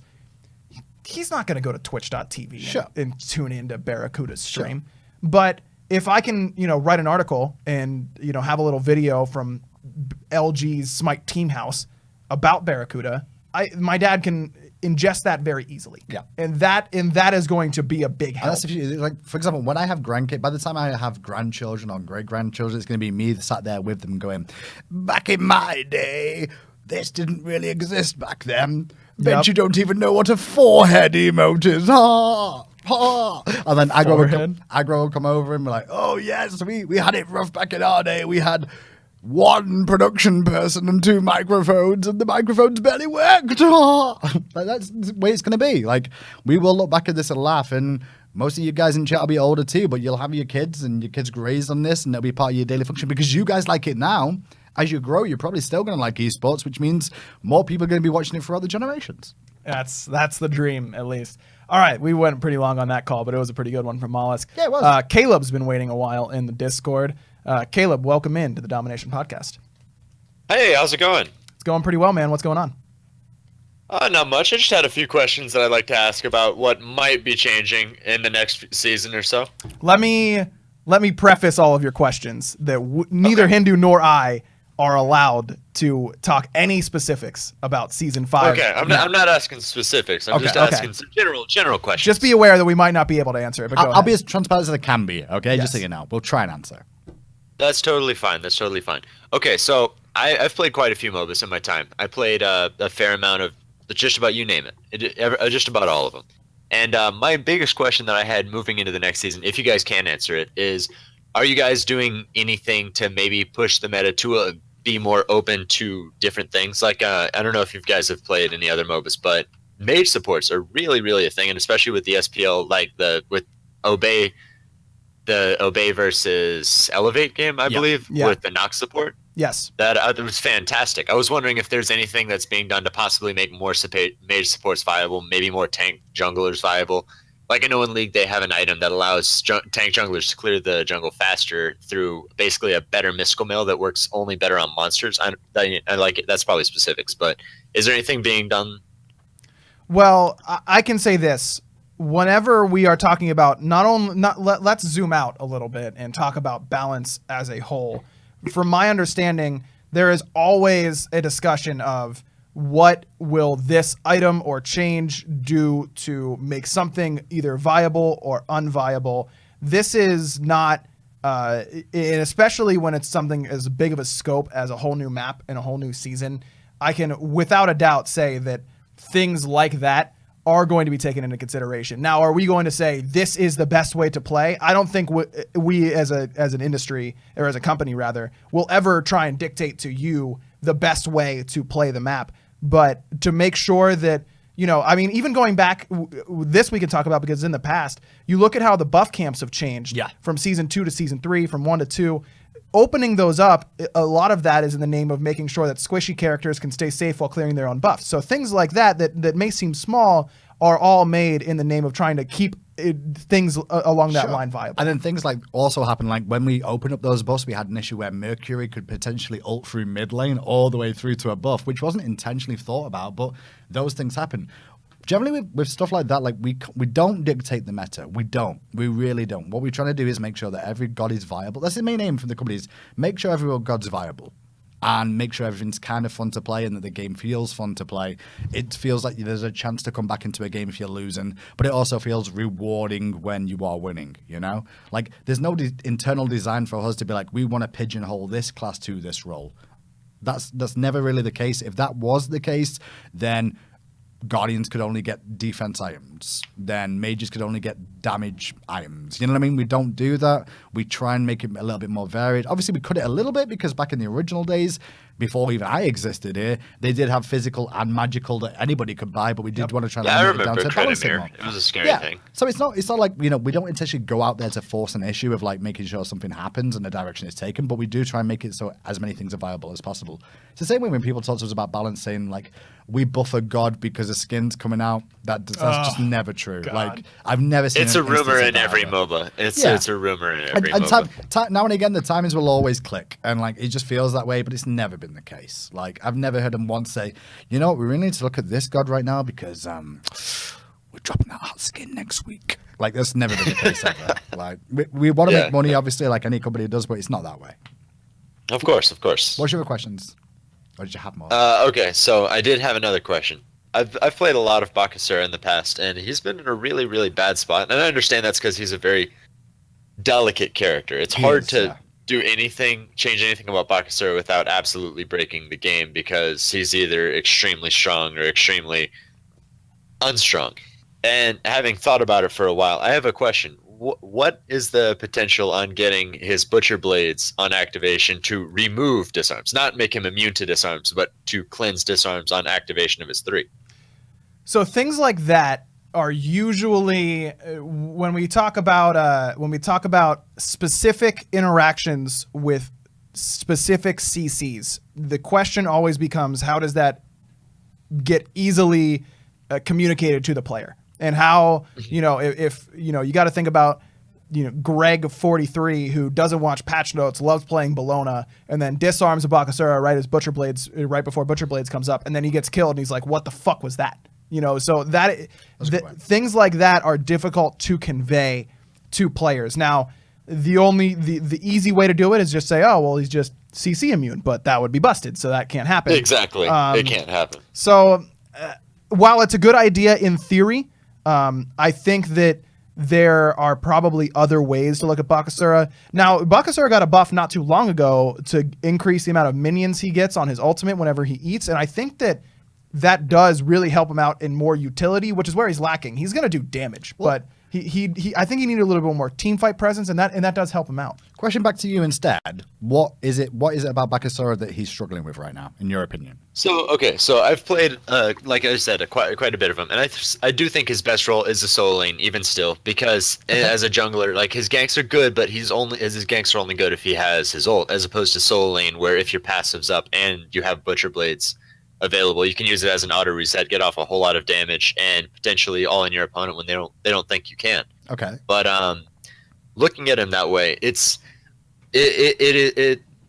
a lot in his kit that it's just fun to play around. But the problem is, if you look at other characters, specifically Erlang Shin, who I also really like, Erlang Shin is almost better Baka. Like, I mean, almost everything that you really want out of a solo laner in Baka's kit, Erlang does just while being tanky and having guardian levels of CC. I think true damage isn't the same as physical damage, but it's still a lot of damage. To be fair, with that one, you are comparing an assassin to a warrior, and like warriors are going to have more control. Assassins are technically going to do more burst damage and be less squishy, but have technically better escapes. I mean, obviously, into account, Erlang Shin doesn't have a pretty decent escape. Let's say that, in fairness, in the crossover. Turtle through everyone. But you're pretty much free. What's the big core issue you see with Bakasura right now? That's what I want to identify real quick. The biggest problem is you were talking about pigeonholing. I feel like he's too heavily it's too heavy that people are trying to pigeonhole him into an assassin role rather than a completely new role. That being, in other MOBAs, they have a role called the fighter class, which is kind of like a melee carry class. Sure. Which has builds that are varying from everything from a straight AD carry build to you build maybe one damage item and the rest tank. And I definitely think he does a lot better with tank items because he has almost no scalings in his kit. So if you build him mostly tank with attack speed, he still gets off very good damage, and he's hard to kill. Caleb, thanks. Thanks for your call. Yeah. I have a thought about this as well. Into this one. Thinking about pigeonholing, I think that Bakasura is pigeonholed in a way, but it is only Bakasura's pigeonhole, and that's that he is not going to do it. Erlang Shen is not better Baka because no one invades better than Bakasura. He is uncontestable on your buff, and that is his strength. That should be the way that people think about Bakasura, in my opinion. It's funny because this comes back to meta. this comes back to meta again and what is in meta and what everyone's doing in meta too. Because like if jungle invades came back all of a sudden, the focus was on jungle control and jungle invades the whole time, Baka rises. He's already But great. It just depends on what the meta state is. Are we having jungle invades the whole time? No. Then you don't run it. Baka could technically support because of the fact that he could go into the support role right now. What does he bring to a team fight? Cripple. He can also leap away and cause problems, but he can invade the whole left hand side of the map. Especially if the hunters are going to be starting mid. Like, what's the other Guardian going to do? Well, lose all the buffs. You lose it to Hand of the Gods still. Yeah. He completely negates that relic. That's what I was about to say is that, excuse me, you want to talk about a different sort of strategy in why are we seeing tank Serket? It's because she's got true damage on her ultimate and percent damage on her abilities with her passive. What does Bakasura have? True damage on his 3. Yep. I think that having a strategy entirely revolving around seeing a god that's picked that they suffer without the, let's say that a team picks a hyper late left side of the map where both their mid and their hunter are super late game.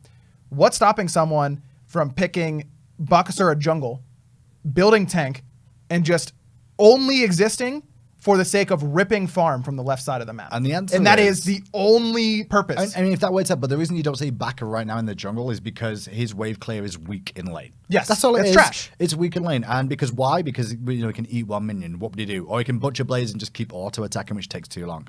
Like if you pair him with a very hyper clear mage, for example, in the mid lane, he'd be fine. I think in theory. RM Lightning says in the chat, his problem with Baka is that one of his 4 abilities is completely useless in team fights. If this 2 had some interaction with gods or a secondary passive, that would be insane in my mind. Bakasura Eat Minion is so... How many abilities in Smite just say, hey, you know that relic you bought? That's fucking useless. It's funny because it's almost, in a weird way, it's almost like the Eat Minion is almost like a free Bomber's Mask.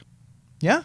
But then, so you don't have to get Bombas Mask, but if you do, you got even more sustain out of it too. You get a free Bombas, you get a free Hand of the Gods, but better.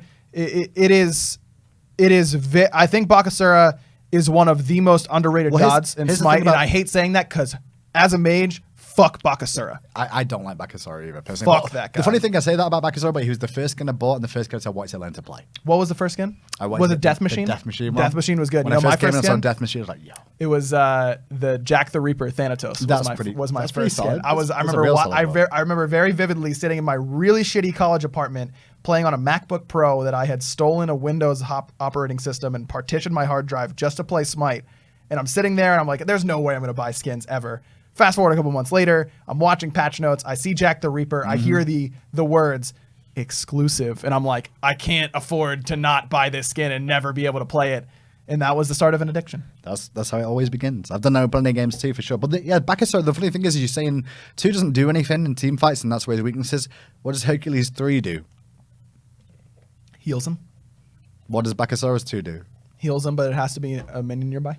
Sure, but it's the same sort of thing. It doesn't really interact as much as you say so. It also gives it gives protection now. It gives protection. I guess he gets a heal. He gets extra movement speed and attack speed because of his passive. There's abilities like that characters have that you're not going to use because he's not going to be good in a team fight. You're going to hold on to him for whatever reason. Yeah, it's true. I think he is definitely underrated. Got another call here. Alpha Jackal's been here since the very beginning. Coach of Rival. AJ, what's going on? He's been there since the beginning. Yeah, he's been here since the very beginning of the show. And you've left him there for that whole time? No, not in the Discord. I thought I was taking him in order. Discord the whole time. Like you didn't let him in already? No. What's up, Alpha? No, I joined the Discord after Death and you think I was going to let Vote go before Alpha Jackal? Come on. I don't know.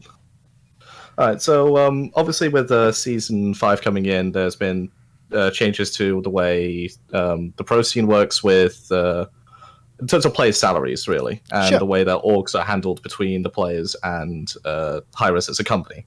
And I just wanted to know, do you think that with some of the recent controversies surrounding some organizations that it should really fall on the makers of some of the games to sort it out, or do you think a independent authority should be set up to sort those sort of incidents out? It's a tricky situation because it depends on the game and it also depends on the situation the game's into. For example, Hi-Rez and like even Riot too, like we have both got the same sort of path of like we control our own games and set up ourselves to get the organizations in and like do an overseeing sort of body for the game to an extent. But we also want to give control to the sponsors so we don't interfere too much with the day-to-day running running. That's why, like, as time's gone on, we've given more to the sponsors, we've given less to the sponsors of the team spots, more power to the teams, more power to the players, just to make sure, like, we find the balance. And that's one thing that's going to happen as, you know, growth goes on as well as time too. I don't know whether or not in the future it will happen that we'll see a governing body over the top. I mean, it could be. I must say it's necessarily a bad thing or a good thing, because I can see benefits and negatives to both. I mean, you look at the way that professional sports organizations are run. Let's look at I don't want to say the NFL because fuck the NFL. Let's go with Major League Baseball. There's the commissioner's office, the league's office. Right. You know, that is Major League Baseball. You know, that's where the league itself is coming from. And then there's a conglomeration of owners that represent the teams. I think that this is purely my opinion and doesn't necessarily reflect what we are going to do or what I think that, you know, is best. But this is one of those situations where I think that it could become beneficial to have representatives, whether they come from the organizations or as a player for one of those organizations, and representatives from the league have a good back and forth, you know, an open channel of communication. Yeah. And then you don't have to worry about having to talk to every single player and organization and make sure everyone's on the same page. Sort of like maybe there should be a players union, the organization owners, and the league all together, like it is in traditional sports, because that's the way it usually is.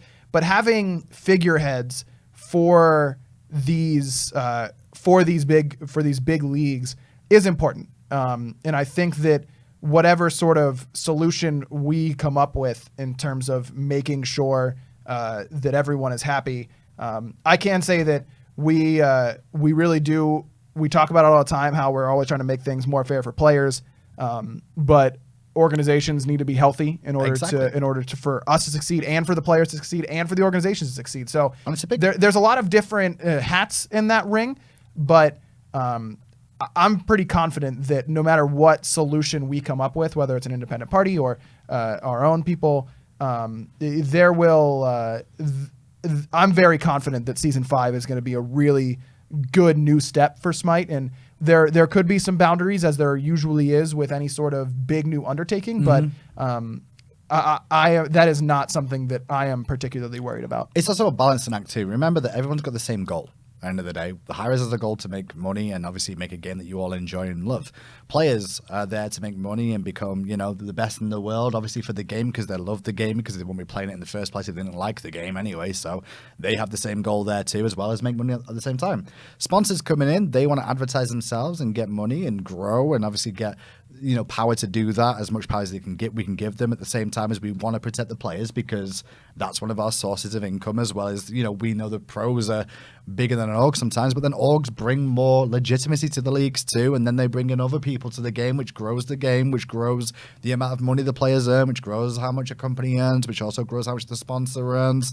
And it's a cycle of life that we all want the same thing, but it's always finding that balance act of like how much power is too much power for everybody in those situations. Yes. And it's always finding that, and we're still going to grow. We still, you know, it's still going to be one of those things that takes time, because it's not going to be right straight away. NFL, FIFA, like even FIFA is rotten as shit at the top, and we all know that miss too. Me with FIFA. Like, it's all the same sort of stuff. Those fucks. All right, we're an hour and a half in, and we haven't even touched the Reddit thread. Sure, let's go. So let's we made a Reddit thread in case people couldn't come to the show. I'm excited about this one. This is going to be fun. We've got some good questions in here. We will return to taking every calls. single one. We'll rapid fire them all. Oh God, I don't know if I want to do every single one. Holy Jesus, I see you waiting there for the call. We'll get you soon. Rapid fire. Okay, Giant Toenail asks, does life get better after high school? I mean, yeah. Listen, life's up, life's down, life goes round and round, but obla-dee, obla-da, life goes on.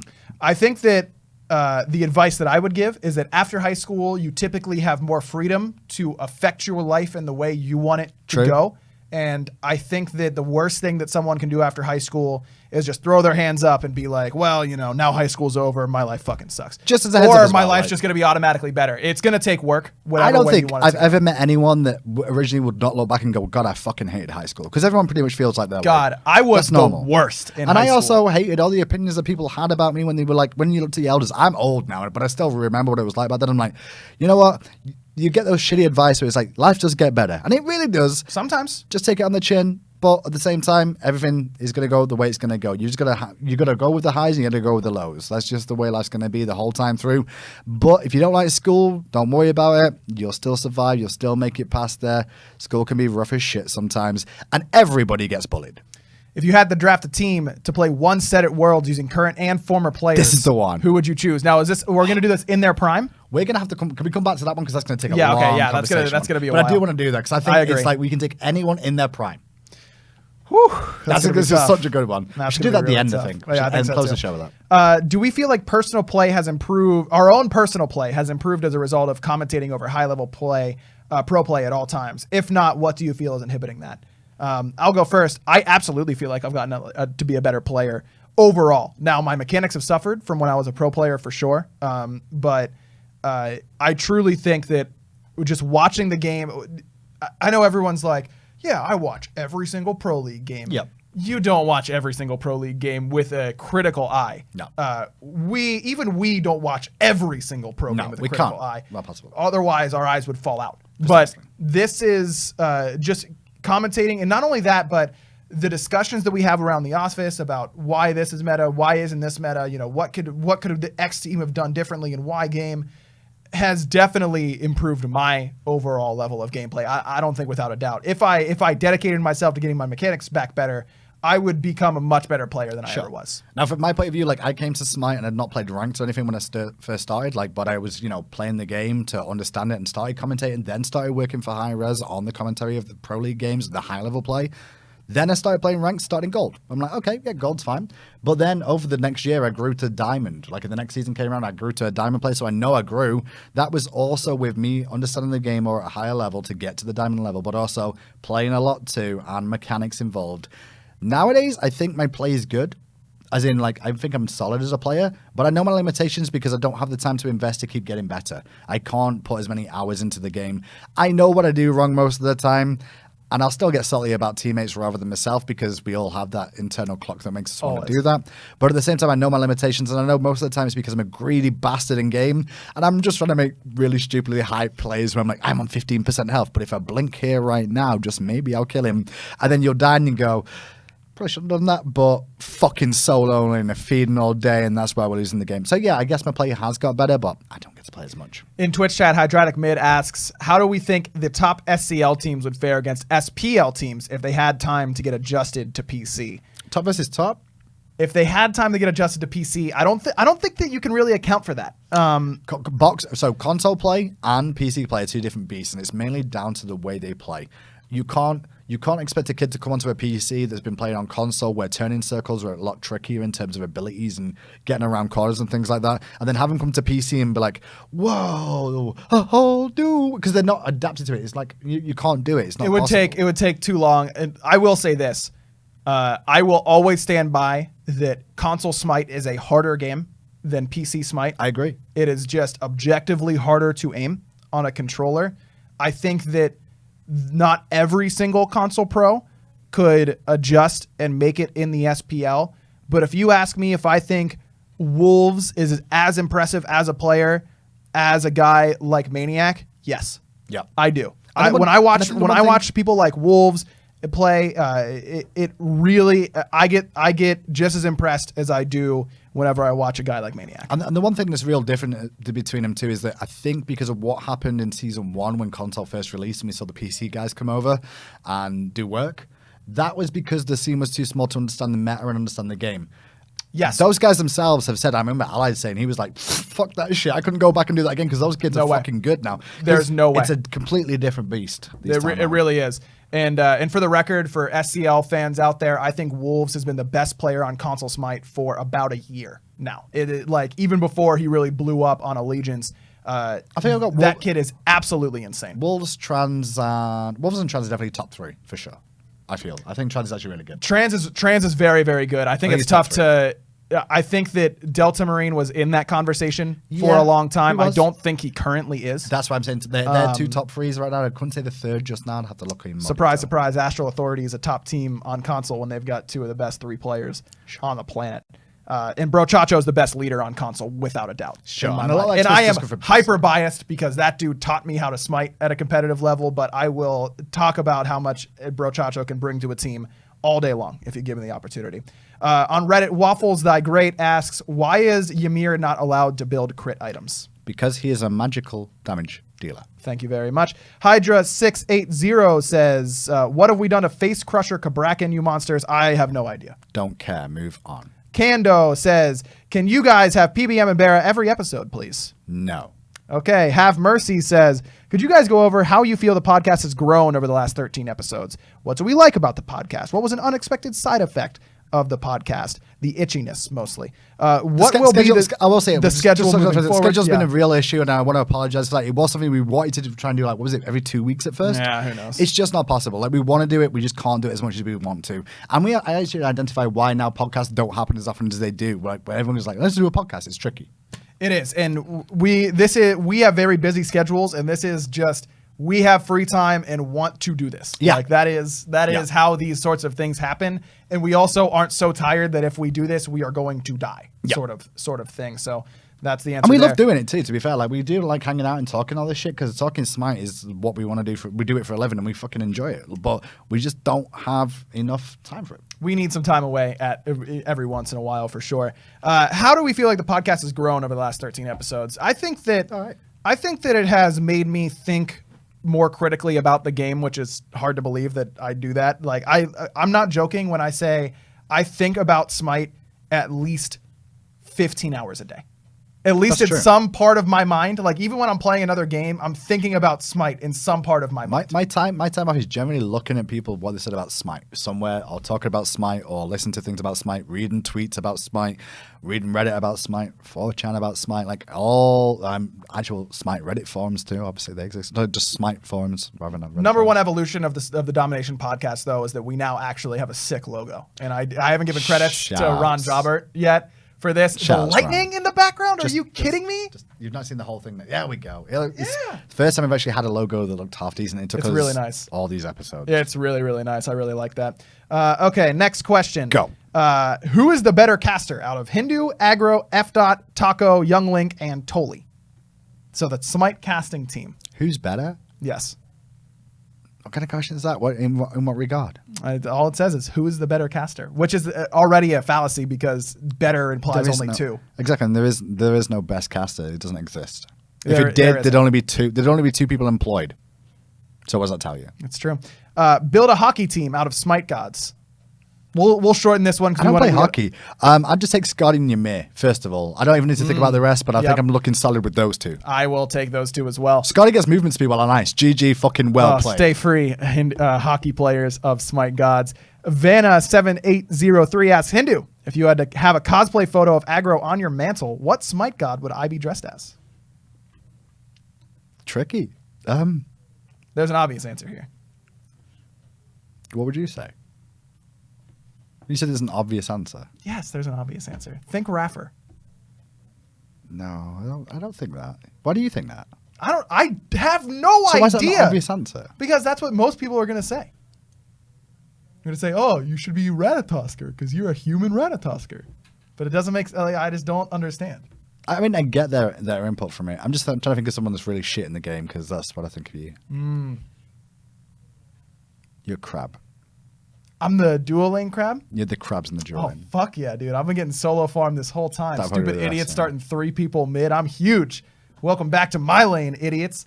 Quindetta on Reddit asked. This Actually, one is no, for Hindu. no. I think I was hearing a Neath outfit.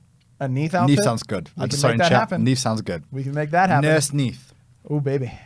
This one is for Hindu. What skin do you remember doing commentary about for any reason? I saw that one, and I was like, what do you mean by commentary about? I think on patch notes, is there So like a one that I skin that, remember like maybe recently. your first reaction?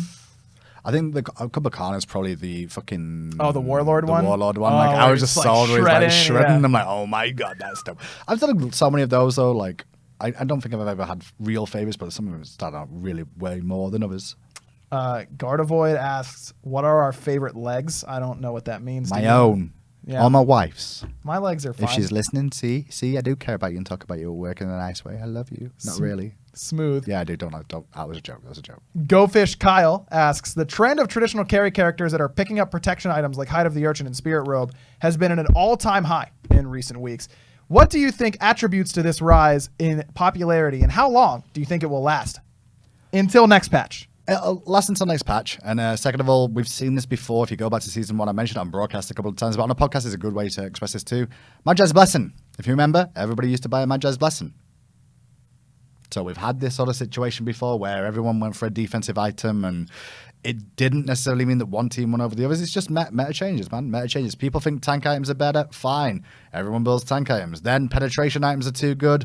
Then you won't buy penetration items more. Then you'll turn around into, okay, pen's not so good. Power is important. Then we'll have a CDR meta. Remember when all the majors used to run around with 40% CDR? Well, now they can get 50. So maybe that'll come back too.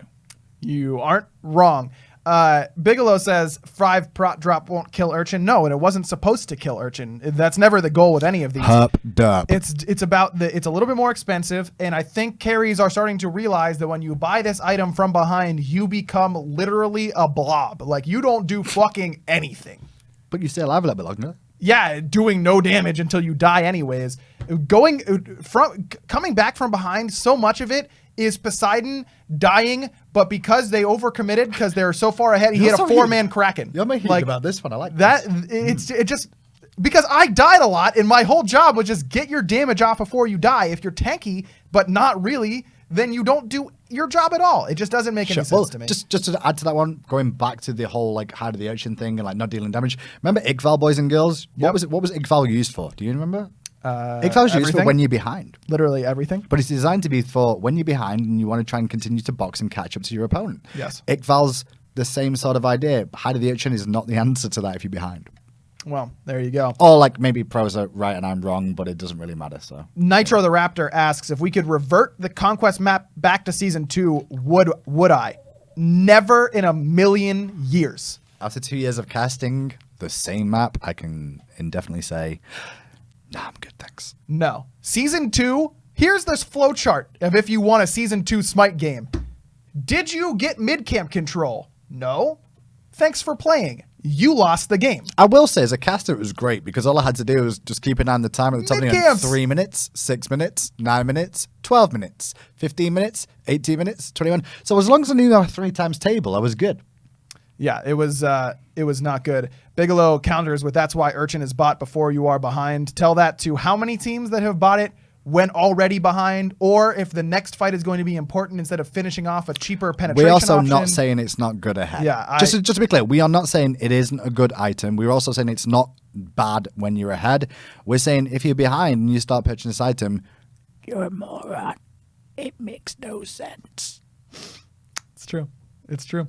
All right, next question. So for EU, Dark Replica asks, the teams 3 through 6 all have a game where they splitted with either Burrito or with the Poppies. Do we think these teams really dropped the ball there, or are the Poppies and Burrito really that good but just not consistent enough yet? Yes. Yeah. Yes. It is a little bit of both. And that's how it was with Elevate, with Rival for a long time. It was they played well enough to win, but the other team should have played better. And then it's, well, Rival just played well enough to win. And now it's, I can't believe Rival lost that game. That's the natural progression of things. Definitely a sign that Burrito and Poppies are on the right track, which is really exciting for them. Can we get a Nene Kappa announcer pack? Hindu, will you voice it? I can't do that. Who do you think the Rookie of the Year is, and why is it Shadow Chair? Shadow Chair asks. No, I realised. I was trying to work out how to answer this. Well, first of all, apologies for keep calling him Shadow Q. But when you call yourself Shadow something, you want to make it something. He did have it first. Who? Shadow Q. Exactly. Well, first he had it first, and then second, I mean, the only other one that was there was Shadow Nightmare, but the difference was it was the alliteration was different of that, with Nightmare being 2 syllables, which made it very different than Chair, which is 1 syllable, just like Q, and that just makes you throw off. So if you called yourself Chair, I might be more interested. But then I've got way more jokes, which is great because sit down, Chair is perfect. Yeah, F. Dot is right in chat. Final K is Rookie of the Year, and I don't think it's close. There any standout rookies in EU? Panthers Rising. Yeah, but only one split of consistent play. I Final think K, it was Final good K for was good during the spring. He has been great so far in fall. I'm not trying to say Final K is not the best, because I think he is. I'm just trying to think of others that would be on that potential list, for Rookie of the Year. Or it was summer, I believe Final K started. I don't think we've had that many rookies. I mean, I don't think so either. I think we had a few, but I think we just feel like they're not rookies anymore because they played more than 1 or 2 splits. It's been a long fucking season. I've got Final K there as the number one rookie of the year.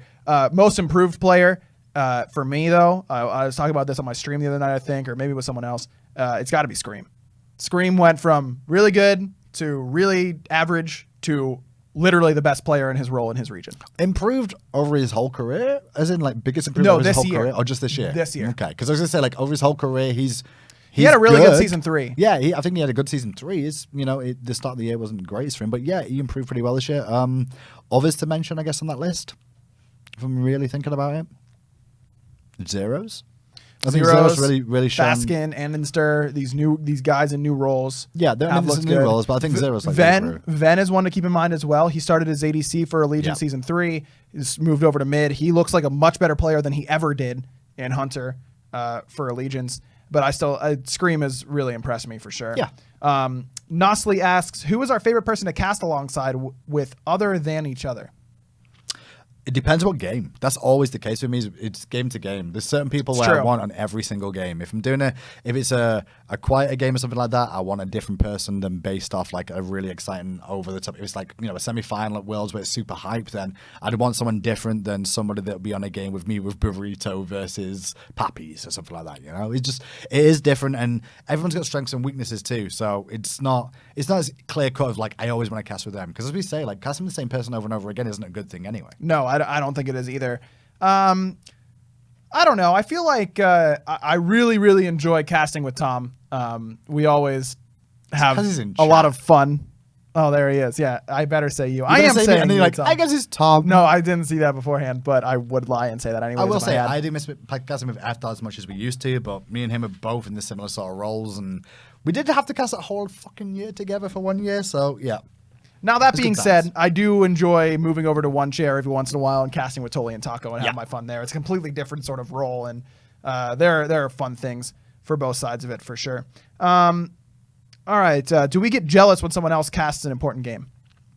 Sometimes, yeah. There are games where I'm like, I really want to play that, or I want to cast that. I really wish I was casting that. I have done that before, but at the same time, I'm not upset at them having that. I'm not spiteful. No, and it's not even mad. How could they not put me on? No, it's more game? God, it's just I just wish I had I want to be a part of this. That's how I felt. DreamHack Summer Finals. God, this set is so amazing. I just want to be as much into it. I've been through possible. that too, because watching Worlds 1, remember Worlds 1? I was there. I was like, God, I wish I was casting this right now, but I could never turn around and go, you know what? Why did they put DM and bot on this over me? Yeah, watching Worlds 1, I'm like, what the fuck? I guess it goes for Hindu Moore. Heavy Underwear says, do you miss anyone you've cast with that no longer works at Hi-Rez? I miss them all, again, for different reasons. I'm no longer works at Hi-Rez. That's only bot and DM then, because the others still work there, right? Yeah, Dry Bear, Gandhi both work here. If I had to say one person that doesn't work there anymore, and this is going to be Bible Thumb one, but Allied more than anyone else, if I had to say that, because Allied was fucking amazing. He was so much fun to work with. I would have really liked to cast with him, for sure. He was probably the one. And then for both of us, ramen or pho? What? Ramen or pho. Spell it? PHO. But it's pronounced pho. Oh, it's Thai food, right? Yes. I don't know much about Thai food. Okay. I'm going to say ramen. I'm going to say folks, I'm pretty sure I've heard that one's spicy and stuff, right? It can be. Cool. Spicy but is ramen good. Can also be curry. Spicy. Yeah, you do love your curry. When we first started casting Smite, did we get nervous before going on camera? And if so, when did it stop? Fuck yeah.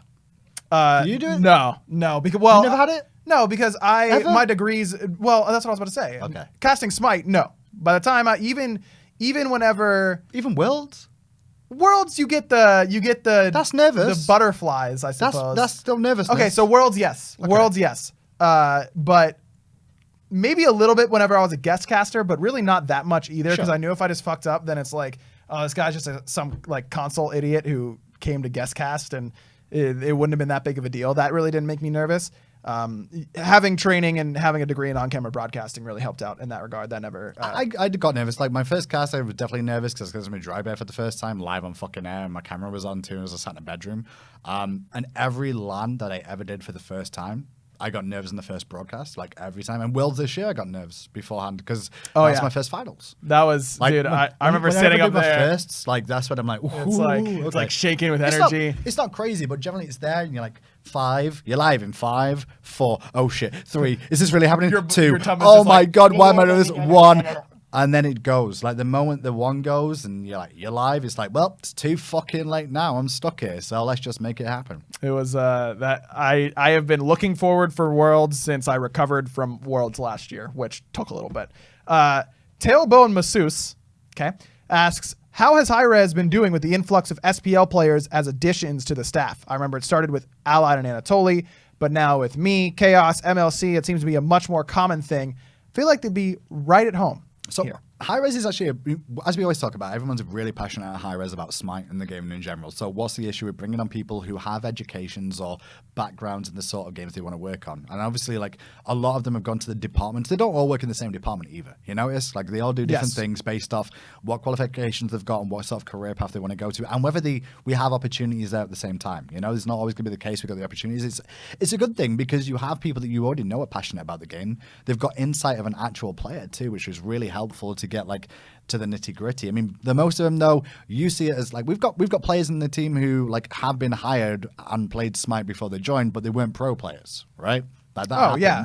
But because of the pro faces, like everyone notices it, and like it does give a different edge, but it doesn't mean, you know, it's not the be all and end all. We've been hiring pro players and semi-pro players from the very beginning. I mean, you look at Adonis and Pecky's coming in very, very early. Those guys were pro players. Pro players. You know, Pecky's can talk all the shit he wants, but he's still free. For the record, pizza roll in the chat, please.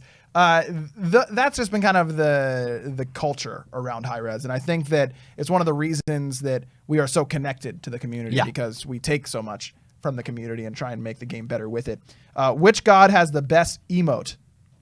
Ooh, I really like the DJ Zeus. I'm talking about. I think he's talking about special emotes, right? Okay. Or maybe like the dances and claps too. But I love like walking around the jungle, like jamming to some DJ Zeus. That's cool. Kumbakarnis is obviously, I mentioned that earlier on because the patches, but there's also I think Medusa's harp one was pretty cool. Yeah, Medusa's harp is good. By the way, I only have that skin on Xbox and need it on PC. Can you help me out with that? Didn't think so. Who would you rather have as a co-caster during an SPL match? Pon or Tina? I remember that question now. That's another one where it's like dependent on the game.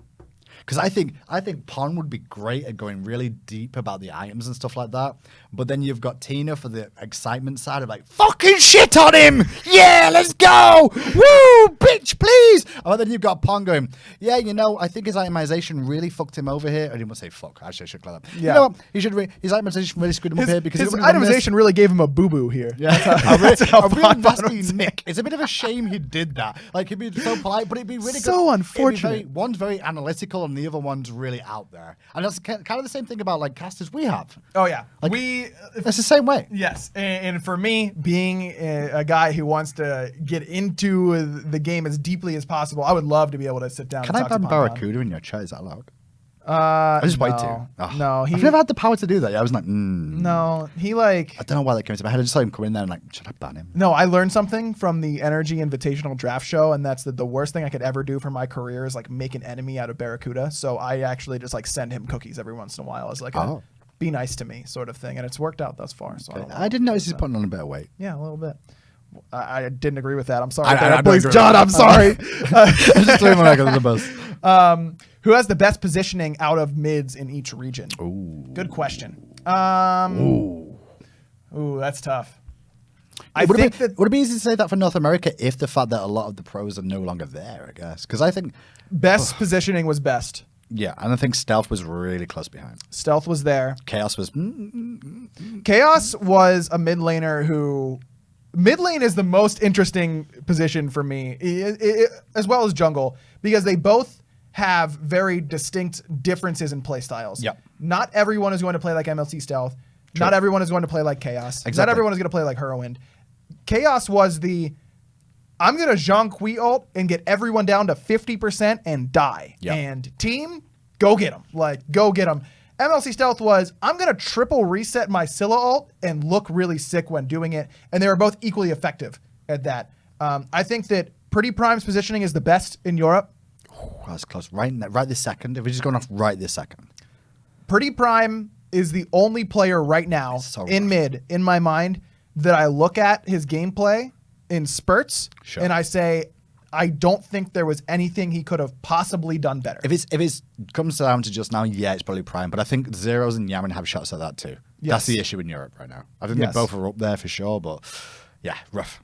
And Bear brings up a great point in chat. Xeno was that sort of player. He just ate a bunch of shit so that Barra got to free cast. And that's a reason why I said earlier in the show that Barra looked like one of the best hunters has ever played during the end of season 3 is because he had a team that was willing to just sit there and absorb skills for him. And that's very important. There's so many little things like that this show is so much better live, by the way, because I don't feel like it's dragging on. No, can you believe it's been 2 hours? I know. We can do like another hour, right? We got time. Is production okay with that?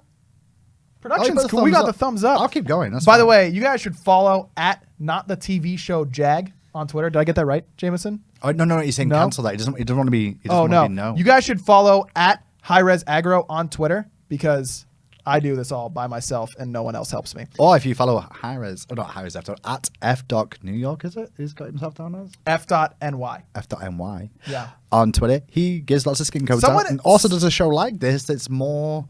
What's the word?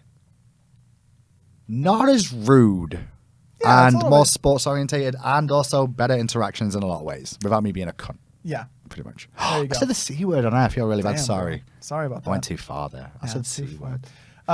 Guys, exclamation Discord in chat. Actually, I'll do it for you so that you guys don't have to. If you're going another hour, I'm going to use the restroom real quick, okay? Yeah, that's fine. Cool. I'm sure you can solo. I'll get ready. Yeah, you want to grab me? You want to grab me a drink? Tell you what, I'll take a break, then you take a break. Okay, that sounds good. Yeah. Chat, what do we want to talk about while Hindu's gone? Oh, it's Mifflin who always asks for follow on Twitter. I'm not going to plug his Twitter here because that doesn't seem right to me. Oh, there goes his mic. Oh, I did that all by myself. Oh, is my mic on? Yeah, your mic's off. Get fucked, idiot. Oh, well, now it's back on. Shit. All right, whatever. All right, chat. Now without the boss here, we can really talk about the fun stuff. I'm still going to be listening. Oh, he's still going to be listening. He's not actually here. Like, we don't have to worry about that, right? That's not an issue. All right, we'll take some questions from chat, I suppose. We'll save the Reddit ones for later. Let's talk about Hu Yi Ricochet. That's Hu Yi Ricochet is an interesting. Oh my god, I got it zoomed in all on me. It's the aggro show now, boys. Hu Yi as a competitive god is in a interesting spot because he has always been a harder god to play overall at an optimal level. No one is going to play him optimally because you're not going to be hitting double shots, triple shots all the time. But you can. I think it's very easy to see whenever AJ or Hindu or Pon comes out on these patch note shows and says these gods are harder for casual players. A lot of the response from community is, "What do you mean tier's difficult to play?" Blah blah blah blah blah. Objectively, yeah, he's a little bit harder to play than a lot of the cast. This Hu Yi is the easiest example of that, in that Ricochet, like you could see why pros pick him because he has the best level 1 jungle clear. But let's go back to Greg43, our favorite casual player who doesn't watch patch notes. You think Greg is going to know how to triple bounce blue or purple buff on order side? Shit, I was playing a ranked game last night with Hu Yi and I got to purple and I was like, I don't know how to fucking do this on this side of the map. I only know the other side. This is one of those things that is hard to play at maximum level. And so that it creates a difficult situation where it's hard for you to for the game to balance it in the right sort of state. Hu Yi is also really fun. You know, he's a character that is fun to watch and is fun to watch other people play even. And that is a part of what is fun to watch about esports. If I go and watch pick whatever game you want, I see a cool gun, I see a cool character, I see a cool skin. Those are the things they're going to make me want to download and play that game. So having cool characters be good at pro level isn't a bad thing, but I do think that Hu Yi's Ricochet being level 1 clear oriented is his biggest problem, and also one of his biggest benefits. One of the things that makes you feel very rewarded as a player. So it's a tough spot for the character to be in. I truly do think that the only reason who he sees first pick potential is because of his level 1 jungle clear. That's what really separates him from other hunters. Greg does the best he can. Yeah, he does, man. Yeah, he does. Of the top NA teams, who competes better with the top of EU? United. United has the best solo laner in North America. In the jungler who's playing the best right now, and that's very important to maintain the pacing of the game the way that they want it. So I think United has the best chance. I think that Luminosity is not far behind. But right now it is a large gap between United, Luminosity, and the rest of North America and how well they have potential to perform against Europe. Space Station has potential, but you look across that roster, and historically, none of those players have done particularly well against Europe in their careers. Andenster being the only one who's seen real success, and that was during Season 1. Season 2, Epsilon ends his Worlds run. Season 3 ended as well by Obey. Keep in mind that it's not necessarily an apples-to-apples comparison because Jigs and Homie FA didn't really come into the SPL and be Worlds contenders until Season 3, and by that time Europe was already pretty dominant. So, tough to say if it's fair to say that Jigs and Homie and those guys haven't had success against Europe in the past, because not a lot of players have since Season 1, to be frank. Do I think Zap is overrated? I don't think that Zapman is currently a top 2 hunter in North America. I don't think that Zapman is currently a top 3 hunter in North America. I think the top 3 is very clearly Snoopy, Barracuda, and Panda Cat. Not necessarily in that order. I think that Zap could break out of his shell and go into top 3, top 2, top 1 hunter in NA very quickly. But right now, if you're thinking about Zapman as still the best hunter in North America, then yes, I do think he's overrated in that sense. Why do I think Noble has gotten better? They've got a mid laner who fits the playstyle very well. And Moswell has done a lot for that team. Skilladon has matured in his role as a team leader and has gotten more experience in the SPL. And Hindu's back. And the team as a whole has just gotten more comfortable with one another. That's the biggest thing for me. Their picks and bans have gotten better. I think they still need work there. But Noble has gotten better because teams around them have gotten better, and that's typical. Teams, when they play against better teams than them by a significant margin, as long as they can stay in the league, is going to be they're going to be in a better spot. Hindu, how was your break? It was great. I brought you a drink. Hey, thanks, man.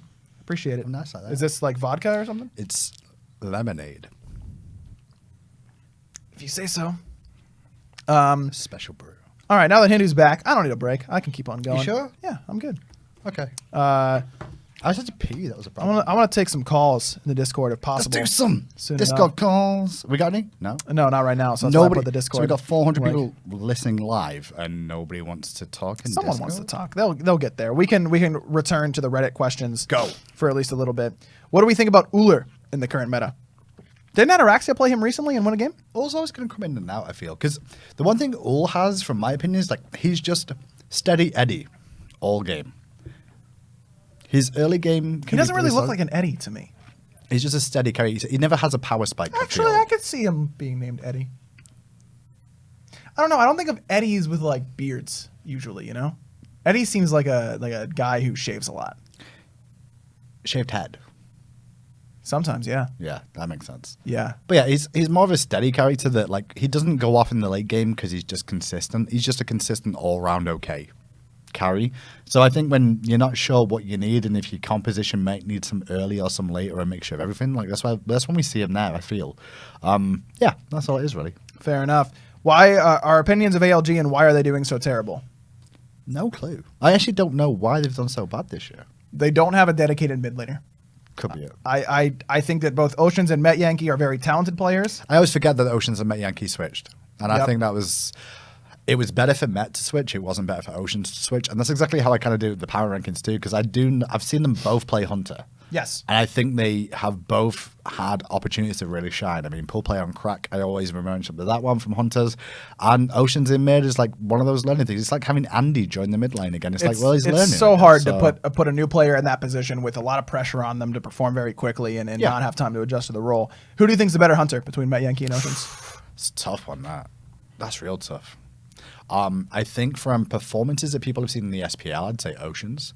But I think, in my opinion, I'd probably just slightly nudge Met Yankee over the top. I think it's Met Yankee, and I'm not sure it's really that close. I think that that I Met don't know. Yankee's better Hunter. I think in professional play, though, what we've seen out of them, we've seen better out of Oceans than we have out of Met Yankee.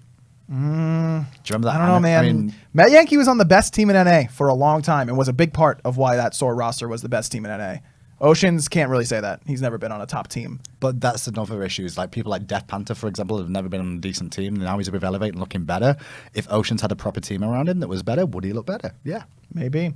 What does NA need to do to stop being seen as worse than EU? They need to beat them at LAN. I mean, it's just win. The beginning and the end. That's always going to be. The fans at home is always going to view whoever number one is number one. Whoever's number two is number two. Even if NA and EU both get to finals, it's still going to be, if EU wins, EU's still the best. If NA wins, all of a sudden, EU is still technically better, but everyone's going to say NA is the best because NA won. You're only as good as your last game. For what it's worth, Barracuda says in chat that he thinks Met Yankee is the better ADC. So And I said that too. I just don't think the gap is as big as, I'm not going to like overall say definitely, like 5,000%. that's fair. Alpha Jackal asks, who is the worst coach in Smite and why is it me? It's got to be Dimmy, right? Like the energy move him to coach and they just Currently keep existing coach or previously? losing. We'll go with currently existing. Okay, because like previously I could name a billion. Oh, most coaches. This is the first season where coaches actually like do things, right? Okay, cool. Yeah, that's true because we've had some weird ones in the past. I think Yeah. the worst one that actually tried to be a coach was Mill. You're not wrong. I'm not going to shut you down there. I'm really not. It's just the way it is. Like, I'm not going to go into too much detail, but yeah, 100%. I've never seen a person leak strategies the way he did. Barra asks, I'm going to ask your most asked question. What's Energy's biggest issue? Have we actually answered that quite yet? We've like kind of skirted around it. Skirted around it. When I mentioned, like you said, you think adaptation's not been there. We didn't say something. I think like, it's been 'cause adapting. You think it's been down to adaptation. I think it's been down to adapting in the meta more often than not necessarily that adaptation's skill, because everyone knows adaptation's got the skill. Hunger doesn't seem the same from the whole team. I'll say that. I think they thought bringing Maniac on would fix the issues they thought they had, which it didn't. It just added an extra point of issue to deal with because you're dealing with a new solo. Do you think Energy's a better team with Maniac than Dimmy? It's weird. And I mean, in this match, I mean, obviously, it depends. If you talk about last year and this year, like, it depends. Because there were two different teams, in my opinion. Like, the metas were different too. Like, Do you think right now they would be better with Dimmy as their solo laner than Maniac? I don't think it would make a difference. So, I agree with that. I don't think it made a difference. I think that they are more consistent with Maniac. Maniac has a smaller range on where he can play. And it's very, very high. Sure. I think Dimmy's high is higher than Maniac's high. I think Dimmy's low is significantly lower than Maniac's low. So I think that they may have made that change in order to be a little bit more consistent. I also do think, though, that they do miss a little bit of Dimmy because Dimmy knew how the team would respond in engagements. When he turns up to team fights and the team fight scenarios there, I've seen Maniac do some ultimates in team fights to engage the fights that it didn't look like. It looked like Energy were rocking on the back heels more than ready to engage. Whereas Dimmy would engage and already know whether they're on the back heels or not before he did it. I'm just all about these like really hard, quick questions right now. Is Adapting still the best player on Energy? I can't even tell you who the best player on Energy is right now. That's my issue. Emilito, without question in my mind. I think Emily has done more this year for himself as an individual and shown up more than anybody else right now. Yeah. But I don't think the team, anyone really has stood out above each other because they've all been inconsistent in stupid ways. Fair enough. Let's go to the Discord line. Dark we go. Replica was the first one to hop in when we were asking for callers. What's up, man? Welcome to the podcast. Yo, I got a question regarding several gods in the Pro League. 'Cause Okay. I was wondering, there's quite some gods which you may expect to see more, which you see really less. For example, I feel like Xing Chen is really strong as a support with all the ADCs around right now in both mid and duo. That's a good point. But you don't see those that much. So do you have any gods where you feel like you don't see them enough, and some gods that you feel like you see too much, which you feel are not that strong? That's a really good question. Thanks for the question. We'll continue answering it. We're just going to move people out as we go, just so you know. I like that question because it's true. It's a good question. There's always gods that we individually will always look at, and we talk about this in the office all the list. time too, Yeah, right? we 'Cause, do.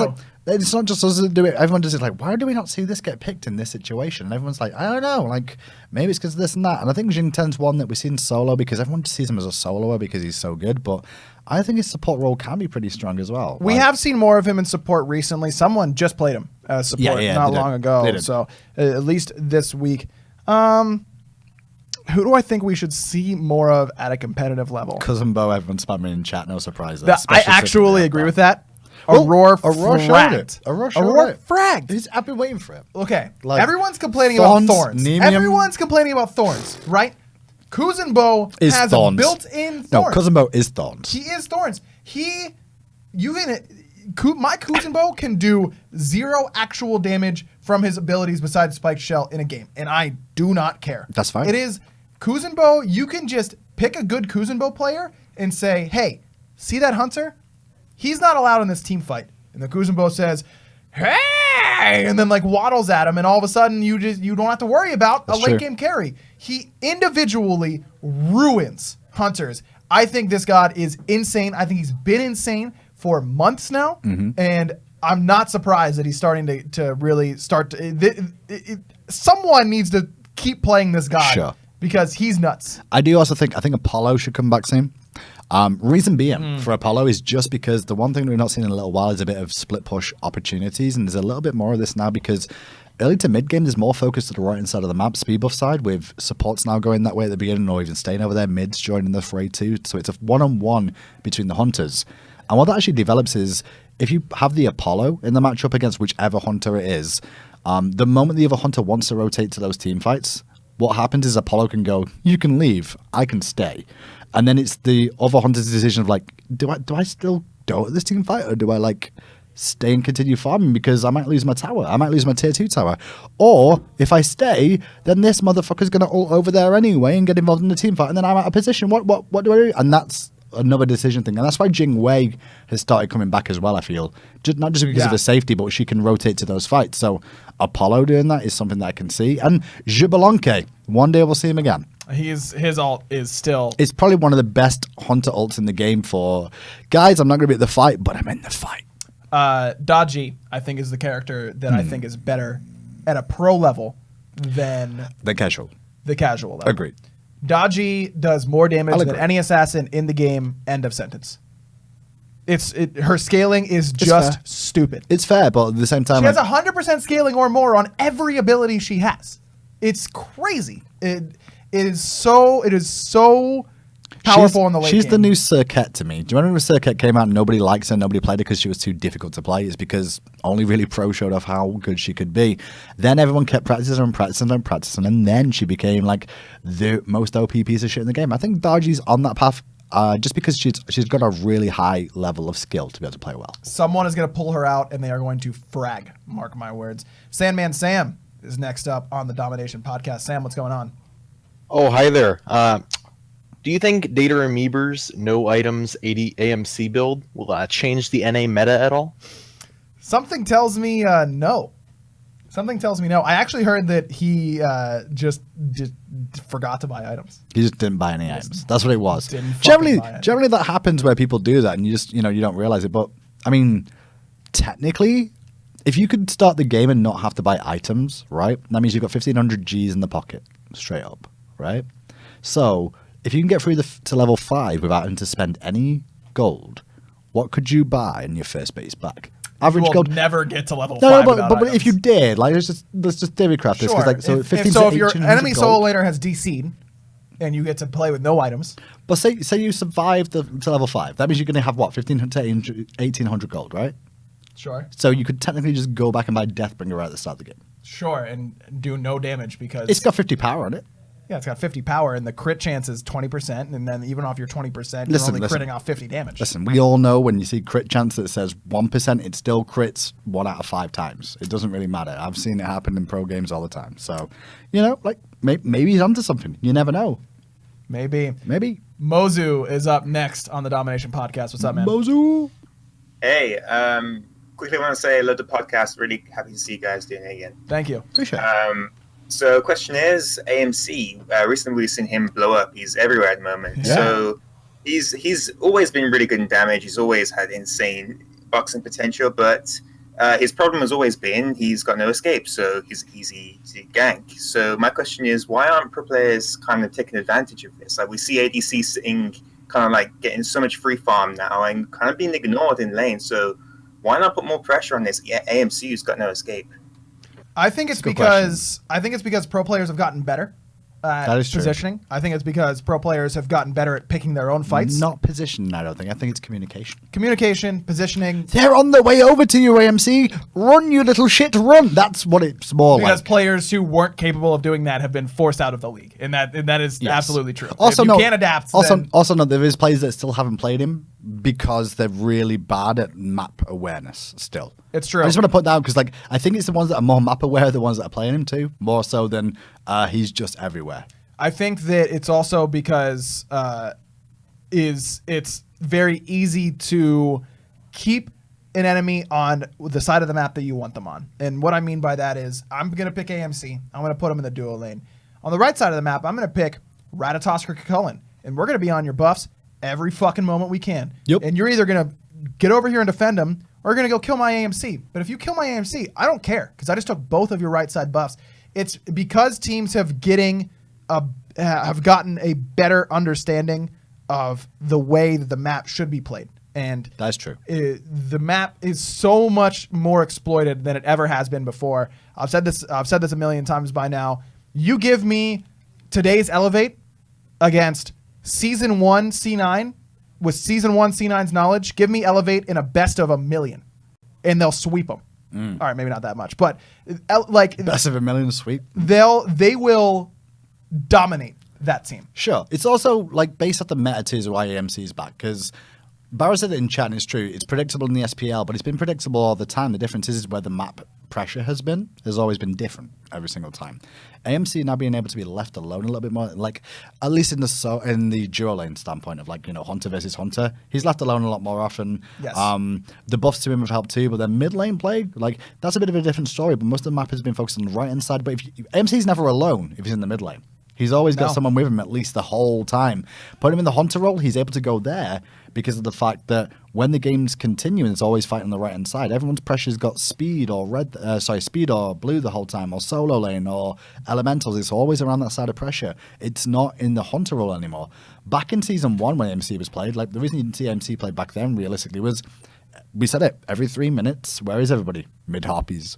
Lefts and rights, which means, there's people on that side of the map the whole time, which means, while I'm over here taking these left-hand harpies, I might as well just give AMC a bit of a dick as usual, but it's not the case anymore. It's a different story, and I'm not going to say the buffs didn't help him because the buffs really did, and just slowly keep buffing. It's one of those things and then he's got so much shit in his where kit. we've buffed. It's one of those. It's a situation like Osiris, where he was at the bottom, and then it's like, here's a little buff, still not working. Here's a little buff. Still not working. Yep. Little buff. Still not working.